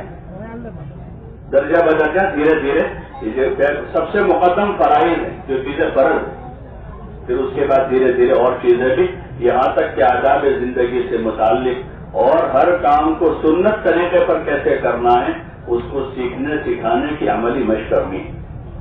جو حضرات جماعتوں میں جا رہے ہیں ان کے پاس اس وقت فوراً موقع ہے، اور جو اس وقت کو نہیں جا رہے ہیں تو وہ جانے کا انتظار نہ کریں کہ جب جائیں گے تب سیکھیں گے، بلکہ ابھی سے شروع کر دیں. یہ حضرات تو جائیں گے 24 گھنٹے اسی کام کے لیے فارغ ہیں، اور جو گھر جا رہے ہیں تو اپنے گھر کے ماحول میں رہتے ہوئے اپنے مسجد کے مقامی عملوں کو کرتے ہوئے روزانہ اپنا تھوڑا وقت اپنا دین سیکھنے میں لگانا چاہیے. روزانہ تاجر آدمی ہے، نماز پڑھی ہے، اپنی تجارت کے مسئلے سیکھیں. کاشتکار آدمی ہے، وہ اپنی کاشتکاری سے متعلق مسائل سیکھیں. معاشرت کو تو سب کو روزانہ واسطہ پڑتا ہے، گھریلو زندگی ہے، معاشرت ہے، لوگوں کے ساتھ کے تعلقات ہیں، تو وہ ہمارا بنیادی دین ہے. ہاں ورنہ بہت ساری عبادتیں جیسے حدیث پاک میں آپ علیہ الصلوۃ والسلام نے فرمایا کہ حضور صلی اللہ علیہ وسلم نے صحابہ سے پوچھا من المفلس، مفلس کون ہے؟ تو صحابہ نے کہا یا رسول اللہ من لا درہم لہ ولا دینار لہ، کہ جس کے پاس درہم و دینار نہیں ہے وہ آدمی مفلس. ظاہری جواب تو یہی ہے. تو آپ صلی اللہ علیہ وسلم نے فرمایا کہ نہیں، میری امت کا مفلس یہ نہیں ہے. میری امت کا مفلس وہ ہے جو قیامت کے دن پہاڑوں کے برابر نیکیاں لے کر آئے گا، پہاڑ کے برابر، لیکن اس نے کسی کا حق دبایا ہے، کسی کا مال دبایا ہے، کسی کی زمین دبائی، کسی کی غیبت کی، کسی کو گالی دی. اس طرح کے حقوق والے اس کے ساتھ آئیں گے وہاں اور ان کا مطالبہ ہوگا اپنے حق کا. تو اللہ تعالیٰ کی طرف سے ارشاد ہوگا کہ اس کی جو نیکیاں ہیں، حسنات ہیں، وہ ان کو دے دیے جائیں. دنیا میں ہوتا ہے کوئی آدمی کسی کو پیسہ مانگتا، پیسہ نہیں ہے اس کے پاس، بھائی اس کی زمین اس کو دے دو، اس کا گھر ہے تو وہ دے دو. حکومت فیصلہ کرتی ہے کہ اس کا پیسے نہیں لیکن زمین ہے تو زمین میں سے اتنی ان کو دے دو. ایسے وہاں اور کوئی چیز تو چلے گی نہیں، وہاں نیکیاں چلے گی تو نیکیاں دلا دی جائے گی. تو فرشتے جا کر اس کی نیکیوں میں سے تقسیم کرتے جائیں گے تو نیکیاں ختم ہو جائے گی اور حق والے ابھی باقی رہ جائیں گے. تو فرشتے بارگاہ خداوندی میں عرض کریں گے یا رسول اللہ نیکیاں تو ختم ہو گئی اور ابھی حق والے باقی ہیں. تو ارشاد ہوگا کہ وہ جو حق والے لوگ ہیں ان کے گناہ اس کو دے دو بدلے میں، اور اس کو اونھے منہ گھسیٹ کر جہنم میں پھینک دو. اللہ ہم سب کی عبادت فرما کہ اس کے پاس نمازیں تھی، روزے تھے اور پہاڑوں کے برابر نیکیاں تھی، لیکن مفلس قرار دیا گیا. مفلس قرار دیا. کیا ہوا کہ وہ ضرورت کا دین نہیں سیکھا، لین دین کا، تجارت کاروبار کا. بہت سے مرتبہ آدمی بڑی محنت کرتا ہے، 2 بول بول کر اپنی ساری محنت پر پانی پھیر دیتا ہے. 2 بول بول بڑی مشقت سے سامان لایا ہوا، بڑی محنت کی، مال لگایا، خود تھکا، اور یہاں آ کر گاہک کے سامنے 2 بول جھوٹ بول گیا. 2 بول بول کے جھوٹ بولا یا دھوکے کی بات کر دی، غبن کرنے کی بات کی، تو وہ 2 بول کی وجہ سے اپنے ساری محنت پر پانی پھیر دی. آدمی نے کسی سے بد اخلاقی کے 2 بول بولے اور 2 بول کی وجہ سے اپنی پتہ نہیں کتنی ساری عبادت وہ لیتا جائے. آدمی نے کسی غیبت کی مجلس میں شرکت کر کے کسی مسلمان کی غیبت سن لی، بس نہ بولا بھی نہیں، وہ بیچارہ ہے کچھ نہیں بولا، لیکن ایسی مجلس میں شریک تھا جہاں کسی مسلمان کی ذات پر کیچڑ اٹھایا جا رہا، پتہ نہیں کتنے سارے نیکیاں لے جائے گا قیامت. تو اس لیے ضرورت ہے کہ ہم اپنا دین سیکھیں، اور یہ اسی وقت ہوگا کہ جب ہم اعتراف کریں گے کہ ہم کو معلوم نہیں ہے، ہم کو پتہ نہیں ہے، تو پھر سیکھنے کی طلب بھی پیدا ہوگی اور نیت عمل کی ہوگی تو اللہ عمل کی توفیق دے دے گا. انما لکل امرئ ما نوى، آدمی کو وہی ملے گا جو نیت میں ہو. اگر صرف معلومات حاصل کرنے کے لیے سیکھا سکھایا ہے تو معمولات کی حد تک، معلومات کی حد تک رہے گا، وہ معمول میں نہیں آتا. آدمی جانتا ہے جھوٹ بولنا حرام ہے، غیبت کرنا برا ہے، حسد کرنا اچھی چیز نہیں ہے، گناہ ہے، لیکن وہ چونکہ معلومات کی حد تک ہے. نیت یہ وہ ہماری کامل ہم اس لیے سیکھ رہے ہیں کہ اس علم پر عمل کرنا ہے، اس لیے سیکھنے سکھانے میں اپنا وقت گزارے. اجتماعی فضائل کے حلقوں میں فضائل کی تعلیم کو خوب سنے. فضائل سے رغبت پیدا ہوگی، شوق پیدا ہوگا. جب شوق پیدا ہوگا عمل کریں گے. اب مسائل کی ضرورت پڑے گی، بغیر مسائل کے عمل صحیح نہیں ہوگا. بہت سی مرتبہ سال کی نمازیں حقارت ہیں کہ تکبیر تحریمہ ہی نہیں پڑھی. امام کے ساتھ نماز آدمی پڑھتا رہا، امام صاحب نے اللہ اکبر کہہ کر ہاتھ باندھے، ہم نے پیچھے خالی ہاتھ باندھتے رہے. پہلی تکبیر تو فرض ہے سب پر، کہ جہالت کی ان سے. تو اس لیے مسائل کے بغیر عمل صحیح نہیں ہوگا. پھر ہمیں اپنے مسائل سیکھنے ہیں اور اس پر اسی طرح عمل کرنے کی کوشش کریں گے انشاءاللہ. جو جماعتوں میں جا رہے ہیں وہاں ان کے پاس کھلا وقت ہے، اور جو گھر جا رہے ہیں وہ ایسا نہ ہو کہ اجتماع ہوا تھا، اجتماع میں شریک ہوئے، چند مجلسیں ہوئی، دعا ہو گئے، واپس ہو گئے، بلکہ یہاں سے ہمیں فکر لے کر جا رہے ہیں، ایک نیت لے کر جا رہے ہوں کہ ہم اپنی زندگی کے نظام کو بدلیں گے. جو بے فکری ہے عمل کے اعتبار سے، علم کے اعتبار سے، اس کو دور کریں گے. جو غفلت ہے اس غفلت کو دور کر کے دھیان جمائیں گے. اور جن اعمال میں ہماری کمزوری ہے ہم خود محاسبہ کریں گے کہ کون سے عمل میں کمزوری ہے. عبادت میں کمزوری ہے، معاشرت میں ضعف ہے، معاملات میں کچھ کمی ہے. جس لائن کی کمی ہے عقل مند آدمی وہ ہے کہ خود اپنی کمی کو دور کر دے. جیسے اپنے جسمانی صحت کے بارے میں اور جسمانی صفائی کے بارے میں عقل مندی کی علامت یہ ہے کہ آدمی جوتے سے لے کر ٹوپی تک سب کو درست رکھتا ہے. عقل مند آدمی کہ جوتے پر بھی پاخانہ لگ جاوے تو آدمی یہ سمجھ کر کے بھائی جوتا ہے اس کو رہنے نہیں دیتا، عقل مند ہے. اور پاگل آدمی ہے تو اس کی ٹوپی پر بھی پاخانہ لگے تو اس کو کیا کرے؟ یہ پاگل ہے. تو ٹوپی پر پاخانہ لگا ہوا اور وہ مزے سے کھا رہا ہے، پی رہا ہے، بیٹھ رہا ہے، سو رہا ہے، راستے پر چل رہا ہے. یہ تو جنون ہے انسان. اور عقل مند آدمی ہے تو جوتے پر بھی لگا ہوا پاخانہ برداشت نہیں کرے گا، وہ جا کر پہلے صاف کرے گا. بلکہ جوتے پر بھی پاخانہ نہیں، دھول لگی ہوئی، روزانہ صبح جوتے صاف کر کے پہنتا ہے. یہ عقل مندی ہے. ایسے دینی اعتبار سے عقل مند آدمی، ہوشیار آدمی وہ ہے جو اپنے دین کو دیکھتا رہے. عبادت میں کمزور، نماز تو ہو رہی ہے، تکبیر اولا چھوٹ رہی ہے، آدمی اس کمی کو دور کرے. نماز ہو رہی ہے، خشوع خضوع رہی ہے، آدمی روئے اللہ کے سامنے. نوافل سے مشق کرے خشوع پیدا کرنے. عبادت اچھی ہو رہی ہے لیکن اخلاق میں کمی ہے، آدمی اللہ کے سامنے روئے، اللہ سے دعا مانگے اور اپنے ملنے جلنے والوں سے کہیں کو اس کو بتاتے رہیں کہیں بد اخلاقی ہو جائے. یہ نہیں کہ حاجی صاحب تم کو ہارو کرے انہیں گاڑوں دیا دیں. یہ ہمارا خیر خواہ نہیں جو ہمیں گالی دینے پر شاباشی دے رہا ہے، وہ کسی پر زیادتی کرنے پر ہماری تعریف کر رہا ہے، وہ ہمارا خیر خواہ نہیں ہے، یہ ہمارا دشمن ہے. کہ ہم کسی پر زیادتی کر رہے ہیں، کسی کو گالی دے رہے ہیں، کسی کو بدتمیز بدماش کہہ رہے ہیں اور ان کو کہہ تم نے بہت اچھا کیا. آپ علیہ السلام فرما رہے ہیں سباق المسلم فسق، کہ مسلمان کو گالی دینا فسق ہے، وہ قتالوں کو کفر اور اس کو مارنا کفر ہے. ایسے کام پر اگر وہ ہماری تعریف کرتا ہے وہ ہمارا دوست نہیں ہے.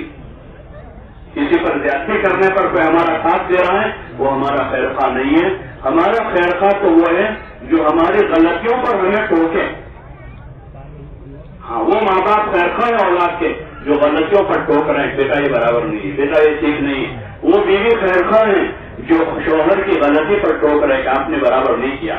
آپ کی ماں کے ساتھ آپ نے بلند آواز سے بات کی، آپ کے باپ کے سامنے آپ بولے، یہ آپ کی عادت ٹھیک نہیں ہے. یہ بیوی خیر خواہ ہے.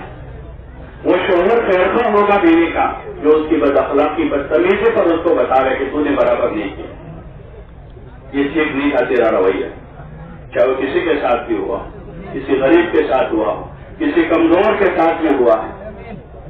اس لیے ہمیں کوشش کرنی ہوگی، ورنہ تو دنیا میں تو گزر جائیں گے. آج لوگ ہمارے مال کی وجہ سے یا ہماری وجاہت کی وجہ سے یا ہم سے بہت نہ نپٹ پانے کی وجہ سے کہ بھئی ان سے کون نپٹے گا، خاموش رہو، اس کی وجہ سے دنیا میں چھوٹ جائیں گے، لیکن موت کا جھٹکا لگتے ہی آدمی کو احساس ہو جائے گا کہ کیا کر کے آئے گا۔ ہاں، یہ احساس پیدا کرنے کی محنت کہ احساس اندر سے بیدار ہو جائے، اس لیے ہمیں ان سب چیزوں پر اچھے سے محنت کرنا ہے اور اس لائن کا دین حاصل کرنا ہے۔ وہ دین علماء سے ملے گا، جتنی ان کی عزت احترام دلوں میں ہوگا اتنا ان کے پاس رجوع ہوگا۔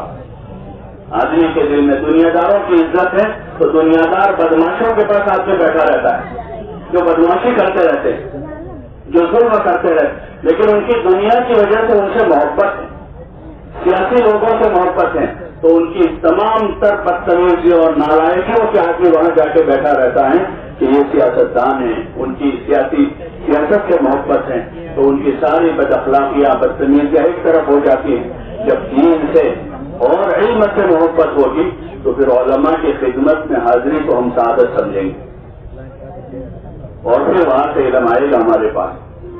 اس لیے کوشش اس کی کرنی کہ دین کے سیکھنے سکھانے کا ایک ماحول تیار کرنا ہے اور دعوت کی ابتدا بنانی، جو ہم نے سیکھا ہے اب وہ دینا ہے، سیکھتے ہوئے سکھانا ہے اور لوگوں میں طلب پیدا کرنی ہے۔ اس کے لیے گشتوں کا نظام ایک طریقہ ہے لوگوں تک پہنچنے کا، ایک وسیلہ اور ذریعہ گشت۔ راہ خدا میں نکل کر 5 قسم کے گشت کرواتے ہیں۔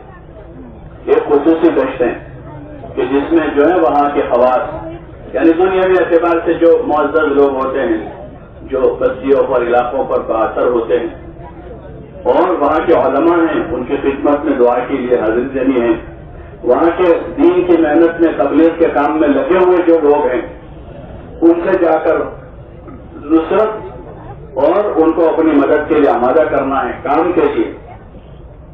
یہ خصوصی گشت ہے کہ وہ کسی بھی بستی میں جاوے، اپنا سامان ایک طرف رکھ کر پوری جماعت جو ہے، اگر مکروہ وقت نہیں ہے تو 2 رکعت وضو کی، 2 رکعت مسجد کی، تحیۃ الوضو تحیۃ المسجد، 2 رکعت پڑھیے، سنت ہمارے علاقوں میں متروک ہے، عربوں میں اس کا زیادہ رواج ہے، جب بھی داخل ہوتے 2 رکعت پڑھتے، وضو کرتے 2 رکعت پڑھتے۔ وہ حضرت بلال رضی اللہ عنہ والی حدیث ہے کہ جنت سے ان کو دیکھا، حضور علیہ السلام نے معلوم کیا کہ بلال ہم نے آپ کو دیکھا ہے، کیا عمل ہے آپ کا؟ تو انہوں نے جب بھی میرا وضو ٹوٹتا ہے تو وضو کرتا ہوں، 2 رکعت نماز پڑھتا ہوں، اس سے ہر وقت باوضو رہنے کی مشق ہو جائے گی، جس سے آدمی بہت سارے گناہوں سے بچ جاتا ہے۔ اس لیے مسجد میں داخل ہوئے، وضو کیا اور فوراً 2 رکعت وضو کی، 2 رکعت مسجد۔ اگر مکروہ وقت ہے تو اس وقت چھوڑ دیں اور پھر اس کے بعد سارے ساتھی سب جوڑ کر بیٹھ جاؤ اور بیٹھ کر مشورہ کریں کہ اس بستی سے زیادہ لوگ راہ خدا میں کیوں کیسے نکلیں، اس کی ترتیب قائم کریں، جماعتیں بنائیں۔ رسمی طور پر پیپر پر نہیں کرنا ہے، کاپی میں لکھ دیا سارا، تو کاپی تو جو ہے وہ ضرورت ہے یاد رکھنے کے لیے، اس کے ذمہ کیا ہے، وہ اصل نہیں ہے، اصل کام ہے ساتھیوں کو فکر مند کر کے، ساتھیوں کو فکر مند کر کے کہ ہم اپنے مقصد میں لگے رہے، کھانا پینا اور ضروریات و ضرورت، اس کے لیے 2 آدمی خدمت کے طے کر دے تاکہ باقی ساتھی یکسو ہو جائے، چائے پکانے کے لیے، کھانا بنانے کے لیے، دسترخوان لگانے کے لیے، برتن دھو، آج 24 گھنٹے کے لیے 2 آدمیوں کو طے کر دیں تاکہ باقی 10 آدمی سارے کاموں سے فارغ ہو جائے اور وہ یکسو ہو کر دعوت میں، عبادت میں، اعمال میں لگے رہے۔ یہ مشورہ کر لیں کیسے یہاں سے نفع جماعت بنے اور اس مسجد میں کیسے مسجد وار جماعت بنے، اگر بنی ہوئی ہو تو ان کو مضبوط کرنا ہے اور 24 گھنٹے کے جماعت کے معمولات کا ایسا نظام بناوے کہ 1 منٹ بھی ضائع نہ ہو۔ 1 منٹ 12 آدمیوں کے 12 منٹ ہوئے اور 10 منٹ اگر گئے تو 12 آدمیوں کے کتنے منٹ ہوئے؟ 1 کے 10 منٹ تو 12 کے 120 منٹ ضائع ہو گئے۔ 24 گھنٹے کا نظام ہے، اس لیے ہمارے جو ذمہ دار حضرات ہیں، ساتھیوں کی جان مال ہمارے پاس امانت، یہ روزانہ کا مشورہ اسی لیے ہے کہ ہمارا وقت ضائع نہ ہو اور پورا وقت اعمال میں گزرے۔ اس کا کھانا بھی عمل ہے، سونا بھی عمل ہے، کھانے سونے کا بھی وقت نکالیں۔ تو پھر اب جب اس میں ترتیب بن گئی تو اس کے علاوہ دیگر اور ایسی لایانی میں ہمارا وقت نہ گزرے کہ جس سے وقت برباد ہو۔ 24 گھنٹے کا نظام بنا لیں مشورہ کر کے۔ یہ بھی ایک مشق ہے کہ 4 مہینے اگر 24 گھنٹے اس طرح مشورے کے ساتھ گزارے ہیں تو گھر آنے کے بعد اب پوری زندگی ایسے اعمال کے ساتھ گزارنا آسان ہو جائے کہ گھر رہ کر بھی اب آدمی اپنا وقت ضائع نہیں کرے. ایک مشق ہے یہ، اس لیے اپنا نظام بنا لے. اب نقد جماعت بنانی ہے تو نقد جماعت بنانے کے لیے محنت ہے. 2-2 3-3 کی جوڑیاں بنا کر بستی کے مکانوں کو تقسیم کریں اور وہی لوگ جو ہے 2 دن یا 3 دن کا ایک جگہ قیام ہے، اس دوران میں اس بستی کے 200 250 300 جتنے گھر ہیں اتنے یہ 4 یا 5 جماعتیں بن جائے گی. وہ 30 40 گھر ایک ایک جماعت کے حصے میں آئیں گے. اگر وہ روزانہ 4-5 گھنٹے ملاقاتوں میں لگاتے ہیں تو آسانی سے 2-3 دن میں پوری بستی کے تمام بالغ مردوں سے ملاقات ہو جائے گی اور بستی کے ہر گھر تک دین کی بات پہنچ جائے گی. بستی کے ہر گھر تک نماز اور اعمال کی دعوت پہنچ جائے گی. بستی کے ہر گھر تک اپنے بیوی بچوں کے بارے میں دین کی فکر کرنے کی بات پہنچ جائے گی. 2 دن میں 3 دن میں جماعت پورے گھروں کی ملاقات کر لے گی اور جب ان سب سے ملاقات ہوگی تو امید ہے انشاءاللہ کہ اس مسجد میں نمازی بڑھ جائیں گے. جو بھی محنت والی جماعت کسی جگہ جاتی ہے وہاں نمازی بڑھ جاتے ہیں. پہلا نقد فائدہ یہ ہوتا ہے جماعت سے کہ اس بستے میں نمازی بڑھ جاتے ہیں. لیکن یہ اس وقت ہوگا جب جماعت باہر چل پھر کر محنت کرے گی. اس لیے صبح کا جو وقت ہے اس کو محنت میں لگا، رات میں آرام کر لیں، صبح جلدی جاگ گئے، فجر تک، فجر بعد اپنی مجلس کے بعد اگر ناشتہ جلدی کرنا ہے تو جلدی کر لیں. آپس کے مشورے سے وقت طے کر لیں کہ بھائی ہم ناشتہ فجر بعد عشراق کے بعد کر لیں گے، عشراق پڑھ لیں اور اپنا ناشتہ کریں اور محنت کا نظام بنا لیں. صبح کا وقت اچھا وقت ہوتا ہے. ہاں چلیں پھریں، 2-2 3-3 کی جماعت بنا. اکیلا آدمی ملاقاتوں میں نہ جا، 2-3 کی جماعت بنائے. کوئی بھی اکیلا آدمی کہیں نہ جا، اپنی کسی حاجت سے بھی جائے تو اپنے کسی ساتھی کو لے کر جائے اور ملاقاتوں میں بھی 2 یا 3 کی جماعت بنا اور ذکر فکر کے ساتھ لکھیں نا. ذکر فکر وہ ہمارے لیے حفاظت کا ذریعہ. باہر غفلت کا ماحول ہے، بے دینی ہے، لایانی ہے، ظلمتیں ہیں. اس میں ہماری دین کی، ہمارے دل کی حفاظت جو ہے اللہ کے ذکر میں. گلیوں میں 3را کلمہ، بازاروں میں 4تھا کلمہ پڑھیں. اس کے علاوہ موقع مناسب کوئی ذکر خاص وارد ہے، جیسے اوپر کہیں چڑھے تو اللہ اکبر پڑھے، نیچے اترے تو سبحان اللہ پڑھیں. ایسے کوئی خاص ذکر ہے تو اس وقت ان کلمات کے ساتھ اللہ کو یاد کریں. پہلے جگہ حضور صلی اللہ علیہ وسلم نے پناہ مانگی، ایسی جگہوں پر پناہ اللہ سے طلب کریں، شیطان سے، نفس سے، پورے ماحول سے. تو اللہ کے ذکر کے ساتھ ہمارا چلنا پھرنا ہوگا تو ہماری غفلت سے حفاظت ہو جائے گی. نظروں کو جھکا کر گشتوں میں پھریں. ہاں حرام تو دیکھنا ہی حرام ہے، لیکن ایسی دنیا جو ہم حلال، جو ہم کو اللہ سے غافل کرتے ہیں اس کی طرف ہی نہ دیکھیں. جیسے اس وقت بازاروں میں ٹیپ ٹاپ ہے، اگر کسی جگہ کوئی نئی آئٹم دیکھ گئے تو 10 دن دماغ اسی میں گھومتا رہے. ارے ہوتا نہیں ہوتا، کہیں نئی سواری دیکھ لی، نیا کپڑا دیکھ لیا، نیا جوتا دیکھ لیا، کسی کا نیا موبائل دیکھ لیا، تو دماغ وہیں گھوم رہا ہے. گشت سے جا کر نماز پڑھ رہا ہے لیکن دماغ کہاں ہے؟ بولو نا بھائی، وہ موبائل میں گھوم رہا ہے. تو اس لیے ایسی دنیا جس کا دیکھنا تو حلال ہے لیکن وہ ہم کو اللہ سے غافل کر دے، ہمارے اعمال کا مزہ چھن جائے گا، تو پھر ایسی دنیا کو بھی نہ دیکھیں. ابھی ہم تربیت کے دور میں چل رہے ہیں، اس لیے پرہیز کریں، نظریں جھکائیں، بازاروں کا زیادہ رخ نہ کریں. ہاں ہم بازاروں میں جائیں گے لوگوں سے ملنے کے لیے، گھومنے پھرنے کے لیے. اس لیے ہمارا کوئی ضروری کام کاج جو تو خدمت والوں کے ذریعے سے کروا دیں کہ خدمت والے سامان لینے جائیں گے. ہم کو بھی صابن لانا تھا تو ان سے کہہ کے آپ جاؤ کہ میرے پیسے لے لو اور میرا ایک صابن لے کر آ جاؤ. مجھے قلم کی ضرورت ہے، یہ پیسے لے لو، قلم میری سے لے لو. اس لیے بازاری ماحول سے اپنے آپ کو بچانا ہے. گشتوں میں جانا ہے، 2-3 آدمیوں کی جماعت بن کر جاویں، ذکر کے ساتھ، نظروں کی حفاظت کے ساتھ چلیں اور لوگوں سے خوب ملنا ہے، لوگوں سے ملنا ہے، اللہ کی نسبت پر ملنا ہے اور سب جگہ جا کر اللہ کو بولنا ہے. اس کی ضرورت ہے اس وقت کہ بازاروں میں بھی، گلیوں میں بھی، محلوں میں بھی، گھروں میں بھی، مارکیٹوں میں بھی اور زمین پر بھی جگہ جگہ جا کر اللہ کی بڑائی بولنی کہ اللہ بڑا ہے، اللہ کھلاتا ہے، اللہ پلاتا ہے، اللہ پالتا ہے. عزت و ذلت کا مالک ایک اللہ ہے، زمین و آسمان کا مالک اللہ ہے، اور کامیابی دین میں ہے، حضور صلی اللہ علیہ وسلم کے مبارک طریقوں میں، اس کو خوب بولنے کی ضرورت ہے۔ اپنے اندر لانے کی نیت سے ہم بولیں گے۔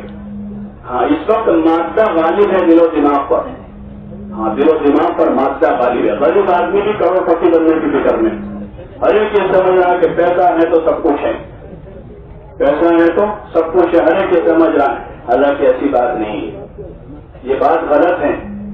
مادہ ہے تو سب کچھ ہے، یہ تصور دل و دماغ پر غالب ہے، ہاں، کیونکہ اسی کو بولا جا رہا ہے پوری دنیا میں، جتنے ذرائع ہیں وہ سارے ذرائع کے ذریعے سے اسی کو دکھایا جا رہا ہے، اسی کی تصویریں بتائی جا رہی ہیں، اسی کو الگ الگ پرنٹ میں بتایا جا رہا ہے، الگ الگ کلر میں بتایا جا رہا ہے، الگ الگ زبانوں میں لکھا جا رہا ہے، جوتوں کو لکھا جا رہا ہے اور کپڑوں کو لکھا جا رہا ہے، اور چیزوں کو ہر جگہ سڑکوں پر، بازاروں میں، گلیوں میں اور گھر گھر میں، تو وہی چیزیں دل و دماغ پر مسلط ہو گئی۔ ان گشتوں کے راستے سے مطلوب یہ ہے کہ ہم ایک ایک ایمان والے کے پاس جا کر ایمان کی قیمت بتائیں گے کہ جو ایمان کی دولت ہمارے پاس ہے وہ سب سے قیمتی ہے۔ اس کو منہ بھر کے بولنا، روتے روتے نہیں کہ بھائی اللہ پاک نے بہت بڑا ہم پر احسان کیا ہے ایمان کی دولت سے، ایسا روتے روتے نہیں، ذرا منہ بھر کے بولنا کہ اللہ نے ہمیں ایمان دیا ہے، یہ ایمان سب سے بڑی نعمت ہے، دنیا اور آخرت دونوں جہان میں کامیابی کا ذریعہ ہے۔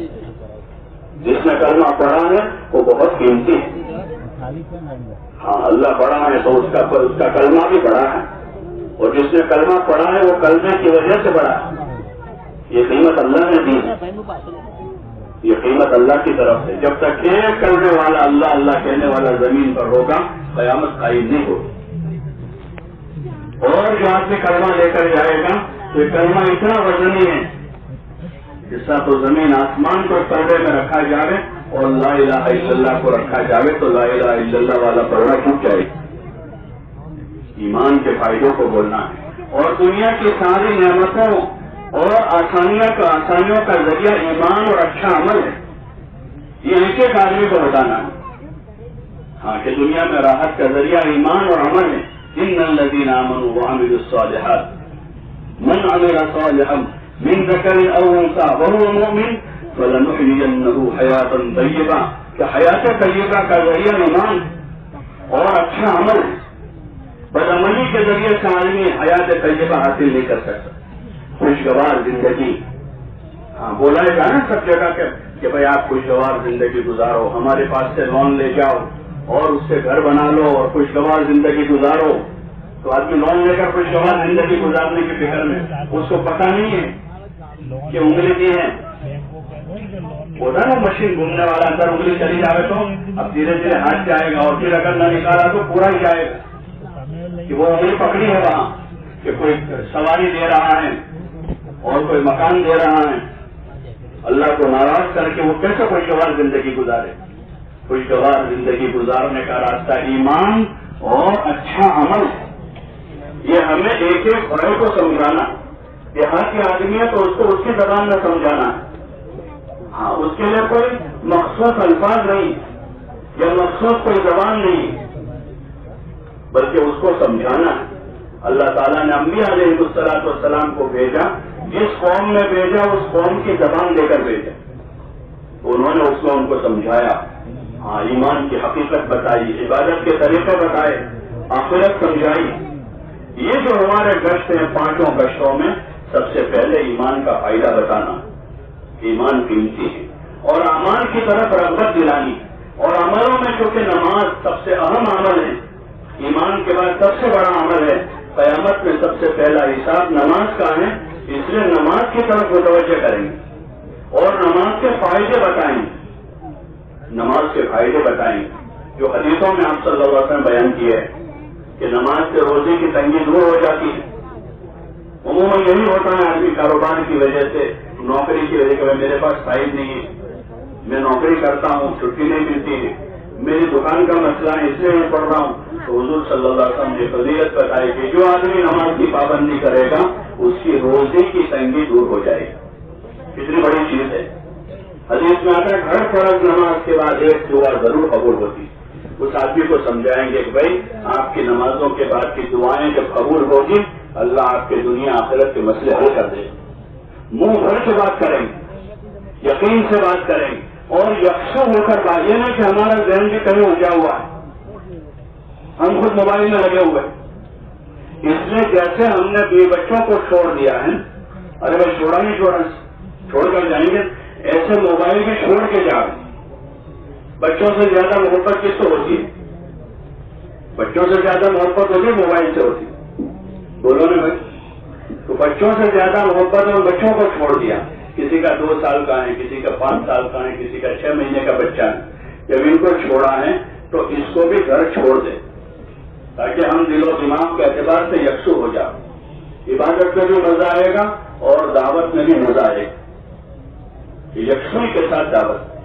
اس لیے اس بھائی کو فارغ کر لے تھوڑی دیر، ان سے پہلے سے کہہ دیں ہم آپ سے دین کی بات کرنا چاہ رہے ہیں، ہم آپ کے بھائی ہیں، تھوڑی دیر آپ ہمیں وقت دے دیں، کوشش کریں ان کے گھر میں بیٹھ جاؤ، اسی کی کوشش کریں بھائی تھوڑی جگہ بنا تو بیٹھے۔ عموماً گھروں میں آج کل تھوڑی بہت جگہ ہوتی ہے، پہلے بہت تنگی ہوتی ہے، اب تو گھر بڑے ہو گئے سب، پھر بھی اگر جگہ نہیں ہے تو باہر کہیں بیٹھ جاؤ، لیکن بیٹھ کر بات کریں تاکہ وہ بھی کھڑے کھڑے نہ تھک جائے، ہم بھی نہ تھک جائے۔ بیٹھ کر اطمینان سے بات کریں، ایمان کا فائدہ بتائیں، نماز کی بات کریں گے، دین زندگی میں لانے کے فائدے بتائیں گے۔ اسی طرح بیوی بچوں میں دین لانے کی ذمہ داری گھر کے مردوں کی، اس بارے میں فکر مند کریں گے کہ آپ کے گھر میں بھی نماز ہو، بچے بھی اعمال کے پابند ہوں، چھوٹے بچے ہیں تو ان کو قرآن اور اعمال کی طرف رغبت دلائیں۔ یہ پوری بات ان سے کر کے دین کے فائدے بتا کر اب ان کو آمادہ کریں دین کی محنت میں، دین سیکھنے کے لیے، نکلنے کے لیے۔ وہ نفت جماعت جس کو کہتے ہیں، کوشش کریں کہ 4 مہینے کی نفت جماعت بنے، کم از کم اس مسجد سے 3 دن کے لوگ نکلیں، 3 دن سے شروعات کریں گے، دھیرے دھیرے رغبت پیدا ہو۔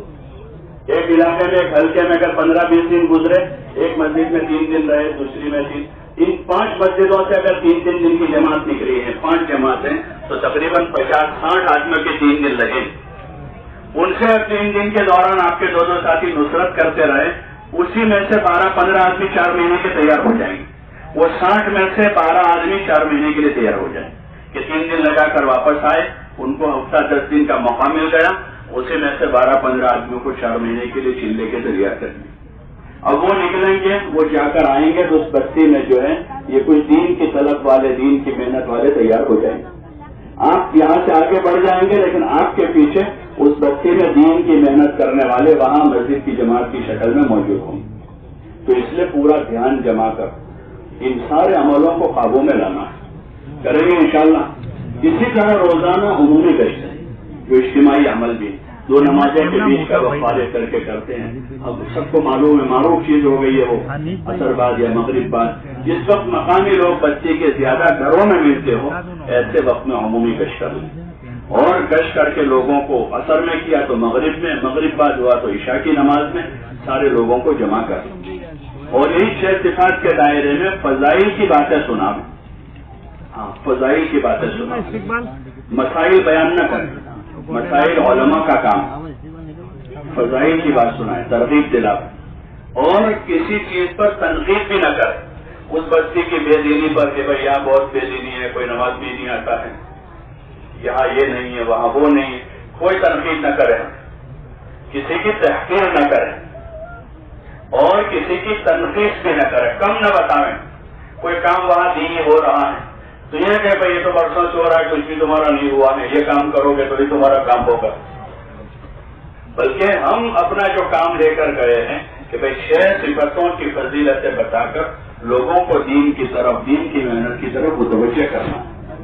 اس لیے سارے ساتھی جو ہیں مجمع کے ساتھ مل کر بیٹھے، ہمارا جو بات کرنے والا ساتھی موٹے موٹے انداز میں ان باتوں کو جو ہے اللہ کی طرف متوجہ ہو کر فضائل کی کتابوں میں جو فضیلتیں سنی ہیں اس کی روشنی میں فضیلتیں بتا رہے ہیں، حدیث کا مفہوم بیان کریں، کیونکہ ہم کو اچھی طریقے سے الفاظ یاد نہیں ہیں، تو ہم مفہوم کے طور پر حدیث بتائیں کہ حدیث پاک کا مفہوم یہ ہے کہ نماز پڑھیں گے یہ فائدہ ہوگا، ذکر کریں گے یہ فائدہ ہوگا، دین کے اللہ کے نام پر جان مال لگائیں گے یہ فائدہ ہوگا۔ اس طرح کر کے اگر دن بھر سے صبح سے آپ نے محنت کی ہے تو شام تک میں انشاءاللہ 2-5 آدمی پہلے سے تیار ہوں گے، اور جب بیان ہوگا اس میں دوسرے 2-5 تیار ہو جائیں گے، نفت جماعت تیار ہو جائے، وہ وقت لگائیں گے، وقت لگا کر آئیں گے، اس بستی میں کام کرنے والے تیار ہو جائیں. اس لیے سارے ساتھی پھر مل جل کر بیٹھیں، بات کرنے والا ساتھی بات کر لیں، اور پھر تشکیل کے موقع پر تھوڑا سا ان کو آمادہ کریں اور ان کو تیار کریں. کم از کم آخری درجے میں 3 دن کی نقد جماعت روانہ کریں، اسی مجمع کو آمادہ کرنے کے مقامی کام بھی کریں، ان کو عملاً سمجھاویں اور اس مسجد میں کام کی شکل بنا کر اب آگے بڑھیں. جس مسجد میں کام اسی مسجد میں قیام، جہاں کام کرنا وہاں جا کے قیام کرنا ہے. اور ہمارے قیام کے لیے تو مسجد بھی ضروری نہیں ہے. بہت سارے مسلمانوں کے محلے ایسے جہاں مسجدیں نہیں ہیں، بس عبادت خانے ہیں، عبادت خانہ بھی نہیں ہے. تو ہم قیام کی کوئی شکل بنا. بہت سی جماعتیں کرائے کا مکان لے کر ٹھہر جاتی کہ بھائی 200-500 مکان ہے، 50-100 مکان ہے، یہاں کوئی مسجد نہیں، مسجد 1 کلومیٹر دور ہے، وہاں ٹھہریں گے، وہاں سے آنا جانا مشکل ہو جائے گا. تو رسمی کام ہوگا اس جگہ قیام کی شکل بنا لیں.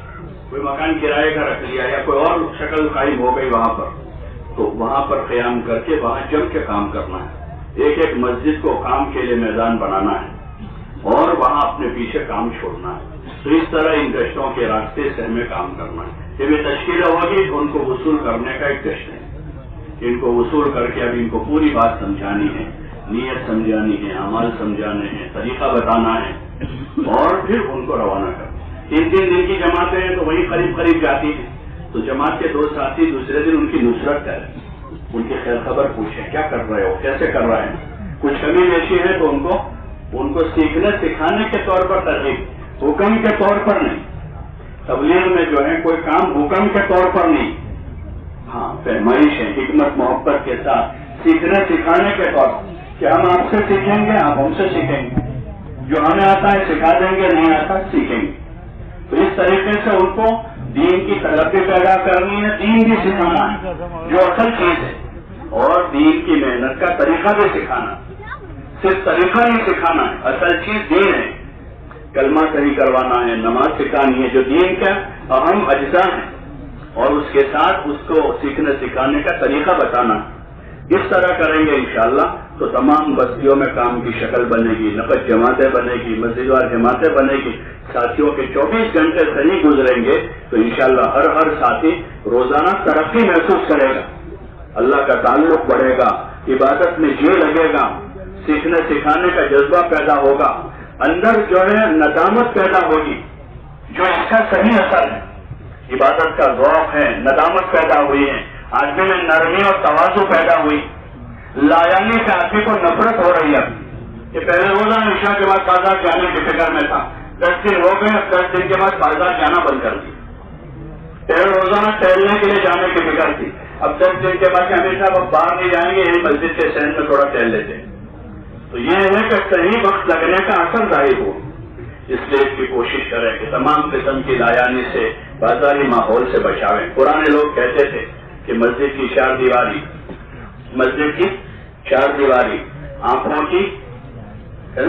آنکھوں کی پردہ داری اور راتوں کی آہوزاری اور اپنے امیر کی تابع داری. جب یہ چیزیں ہوگی تو آدمی بنے گا کہ اپنے امیر کی اطاعت کرے. جن کو بھی مشورے سے بنا دیا جائے، امیر بننے کا داعیہ نہ ہو، ورنہ اللہ کی مدد نہیں ہوتی.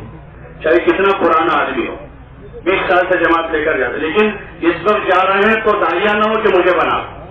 ہاں مشورہ میں بنا دے تو ذمہ داری لے لیں، لیکن داعیہ اندر نہ ہو. یہی کوشش کریں کسی اور کو ذمہ دار بنا دیا جائے تو اللہ کی مدد شامل حال ہو جائے. اور پھر جس کو بھی ذمہ دار بنا دیا جائے اطاعت کریں. ہاں ان کی مان کر چلے، پوچھ کر چلے. اس سے تواضع پیدا ہوگی، ماننے کا جذبہ آئے گا.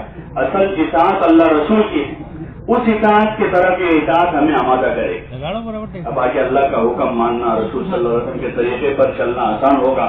یہ اطاعت کی مشق ہے. جماعت میں نکل کر کسی ایک آدمی کو ذمہ دار بنا کر اس کی مان کر چلنا، یہ اللہ رسول کی اطاعت کی مشق ہے. ابھی اللہ رسول کی اطاعت کا جذبہ نہیں ہمارا. بہت سے کاموں میں نافرمانی کر گزرتے. جب یہ مشق ہوگی 4 مہینے آدمی نے اس 3 جگہ پہ گیا، پوچھ کر گیا کہ امیر صاحب فارغ ہو کر کوئی اور ضرورت ہے، امیر صاحب ذرا مجھے تقاضا. خبر نہ دیں، ایک تو خبر ہے اور ایک اجازت، دونوں میں فرق. ایک آپ نے تولیہ کندھے پر ہے، ڈول ہاتھ میں ہے، صاحب امیر صاحب غسل کر لو، یہ تو غسل کرنے سے آپ خبر دے رہے ہیں. اور یہ کہ آپ کا سارا سامان اپنی جگہ ہے. امیر صاحب کے پاس امیر صاحب اگر کوئی تقاضا نہ ہو تو مجھے غسل کا تقاضا، اگر آپ کہو تو ابھی کریں. امیر صاحب کہتے ہیں دیکھو ابھی ملاقات کا تقاضا، آپ ملاقات کر لو اور آنے کے بعد کرو. تو ہم کو ذرا ناگوار نہ گزرے کہ بھائی میں غسل کی اجازت ہوں، اجازت دیتے نہیں، اس لیے میں نے بغیر اجازت کے کر لیا. بلکہ اجازت لے، باہر جانا اجازت لے، کوئی کام ہے. یہ ایک مشق ہے کہ امیر کی اطاعت کے ساتھ چلنا ہے، اپنے ساتھیوں کے ساتھ خیرخواہی کرنی ہے، خدمت کے جذبے سے چلنا ہے. خدمت لینی نہیں بلکہ خدمت کرنی. ہاں اس وقت خدمت لینا جو ہے وہ ایک فخر کی چیز ہو گئی، اور خدمت کرنے کو لوگ عیب سمجھتے ہیں، یہاں تک کہ ماں باپ کی بھی نہیں کر پاتے. جن کی خدمت پر جنت، اللہ کی رضا، دنیا آخرت کے کتنے سارے فضائل ہیں اس میں. ماں باپ کی خدمت ہے، بھائی بہنوں کی خدمت، بلکہ عام سے عام مسلمان کی خدمت کتنا بڑا کام. لیکن جب مال آتا ہے مال تو سارا نشہ الگ چڑھتا ہے، جب آدمی خدمت کو عیب سمجھتا ہے. حالانکہ خدمت عبادت، جیسے میں نے ابھی آج کیا حضور صلی اللہ علیہ وسلم کہہ رہے ہیں ان صحابی سے کہ اگر تم اس سے میری خدمت کرتے ہو کہ تم طاقتور ہو تو میں تم سے زیادہ طاقتور ہوں، اور اگر تم اس لیے کرتے ہو تم کو ثواب کی ضرورت ہے تو ثواب کی تو مجھے بھی ضرورت. کون کہہ رہا ہے؟ حضور علیہ السلام فرمایا کہ ثواب کی مجھے ضرورت. تو ہم کیسے مستغنی ہو سکتے ہیں؟ کسی کو پانی پلانے سے، کسی کی خدمت کرنے سے، کسی کا سامان اٹھانے سے، کسی کو کھانا کھلانے سے، کسی کا کام میں ہاتھ بٹانے سے. ہاں خدمت کرے اپنے ساتھیوں کی، اور ساتھیوں کی خوبیاں دیکھیں. خوبیاں دیکھیں گے نا، خوبیاں تو بدتر سے بدتر جانور میں بھی خوبیاں ہیں. اور عیب نکالیں گے تو لوگوں نے اللہ میں عیب نکالا. کس میں نکالا؟ لوگوں نے بھائی اللہ میں. لوگوں نے حضور صلی اللہ علیہ وسلم میں عیب نکالنے کی کوشش، حالانکہ آپ تمام انسانوں میں افضل ہیں، اللہ کہہ رہا. تو اس لیے عیب نہ دیکھیں کسی کی، آنکھیں بند کر لیں. اس کا ہمیں حکم نہیں ہے، اور نہ ہمیں ذمہ داری کسی نے دی ہے کہ کسی کی برائی دیکھیں، کسی کی غفلت دیکھیں. ہم کو تو اپنے بارے میں اپنے عیوب پر نظر رکھیں. حضرت معاذ کو یمن کا حاکم بنا کر آپ نے بھیجا یہ نصیحت کہ لوگوں کے عیوب میں مشغول ہو کر اپنے آپ سے غافل نہ ہو جائیں. ہم اپنے عیوب پر نظر کریں اور اپنے گناہوں پر رویں اور ساتھیوں کی خوبیاں دیکھیں، تو انشاءاللہ نئے سے نئے آدمی میں ہم کو خوبیاں دکھیں گی. گنہگار آدمی میں بھی کوئی خوبی دکھے گی کہ ہاں کہ اس کے اندر بھی کوئی خوبی ہے، کہ اس میں تحمل ہے، صبر ہے، خدمت کا جذبہ ہے. چاہے نماز نہیں پڑھتا ہے لیکن خدمت کرتا ہے لوگوں. تو اس لیے اس کی کوشش کریں، تو اس سے محبتیں پیدا ہوگی جو بہت بڑی چیز ہے. ایک ساتھ رہتے رہتے آپس میں محبت پیدا ہو، حسن ظن پیدا ہو. ہمارے ریاض صاحب فرماتے تھے کہ اگر مسلمانوں میں آپس میں حسن ظن قائم ہو جاوے تو خدا کی داد و دہشت کے دہانے کھل جاوے، اچھی گمان قائم ہو جائے. بدگمانی کی اجازت نہیں کہ ہم کسی سے بدگمان، بلکہ شیخ نے فضائی میں لکھا کوئی عیب ہمیں دکھا اپنے معذرت کرے، پہلے ایسا نہیں ہے، دوبارہ کرے، سہبارہ کرے، 70 مرتبہ اپنے بھائی کی طرف سے عذر کرے. پھر بھی اگر دل قبول نہ کرے تو کہیں کہ تو کتنا بدبخت ہے، کتنا سخت دل ہے کہ تیرا بھائی 70 عذر کرتا پھر بھی قبول نہیں کرتا. اپنے آپ کو مرمت کرنے کو کہا. تو اس لیے اپنے ساتھیوں کی خوبیاں دیکھیں خدمت کرتے ہوئے، اور اپنے ساتھیوں کے لیے دعائیں کریں. ان میں کوئی کمی ہے تو اللہ کے سامنے روے. تو انشاءاللہ اس طرح وقت گزرے گا تو ہماری تربیت ہوگی اور ہمارے ان عملوں کا ان بستیوں پر اثر ہوگا. جیسے گناہوں کا غلط اثر ہوتا ہے، نیکیوں کا اچھا اثر ہوگا. ان بستیوں میں ہدایت کی فضا بنے گی، اور اس کے ساتھ رات کی تنہائیوں میں خوب رونق ہونا ہے، دعائیں مانگنی ہے اپنے لیے، اپنے گھر والوں کے لیے اور پوری امت کے لیے. امت کے حالات ہمارے سامنے ہیں، پورے عالم میں مسلمانوں پر حالات ہیں. ان حالات میں ہمیں اللہ کے سامنے رونق ہونا ہے. ہم دعاؤں کے ذریعے سے ان کی خوب مدد کر سکتے ہیں. اپنی بھی مدد کرنی ہے دعا سے، اللہ سے مدد طلب کرنی ہے، اور امت کے لیے خوب دعا مانگنی ہے. دعاؤں کے لیے رات کا وقت ہے، رات کی تنہائیوں میں روئیں گے، دن میں دعا مانگیں گے، نوافل پڑھ کے دعا کریں گے. فرائض کے بعد دعا قبول ہوتی ہے، سفروں میں دعا قبول ہوتی ہے. کتنے ایسے مواقع ہیں جو قبولیت کے مخصوص اوقات ہیں. تو اس کے لیے کوشش کریں گے کہ خوب دعا کریں گے انشاءاللہ. جو حضرات گھروں پر جا رہے ہیں وہ بھی اس کی نیت ارادہ کریں کہ انشاءاللہ اپنے گھروں پر بھی اعمال کے ساتھ اور دعاؤں کے ساتھ اپنا وقت گزاریں گے. اللہ تعالیٰ عمل کی توفیق عطا فرمائے.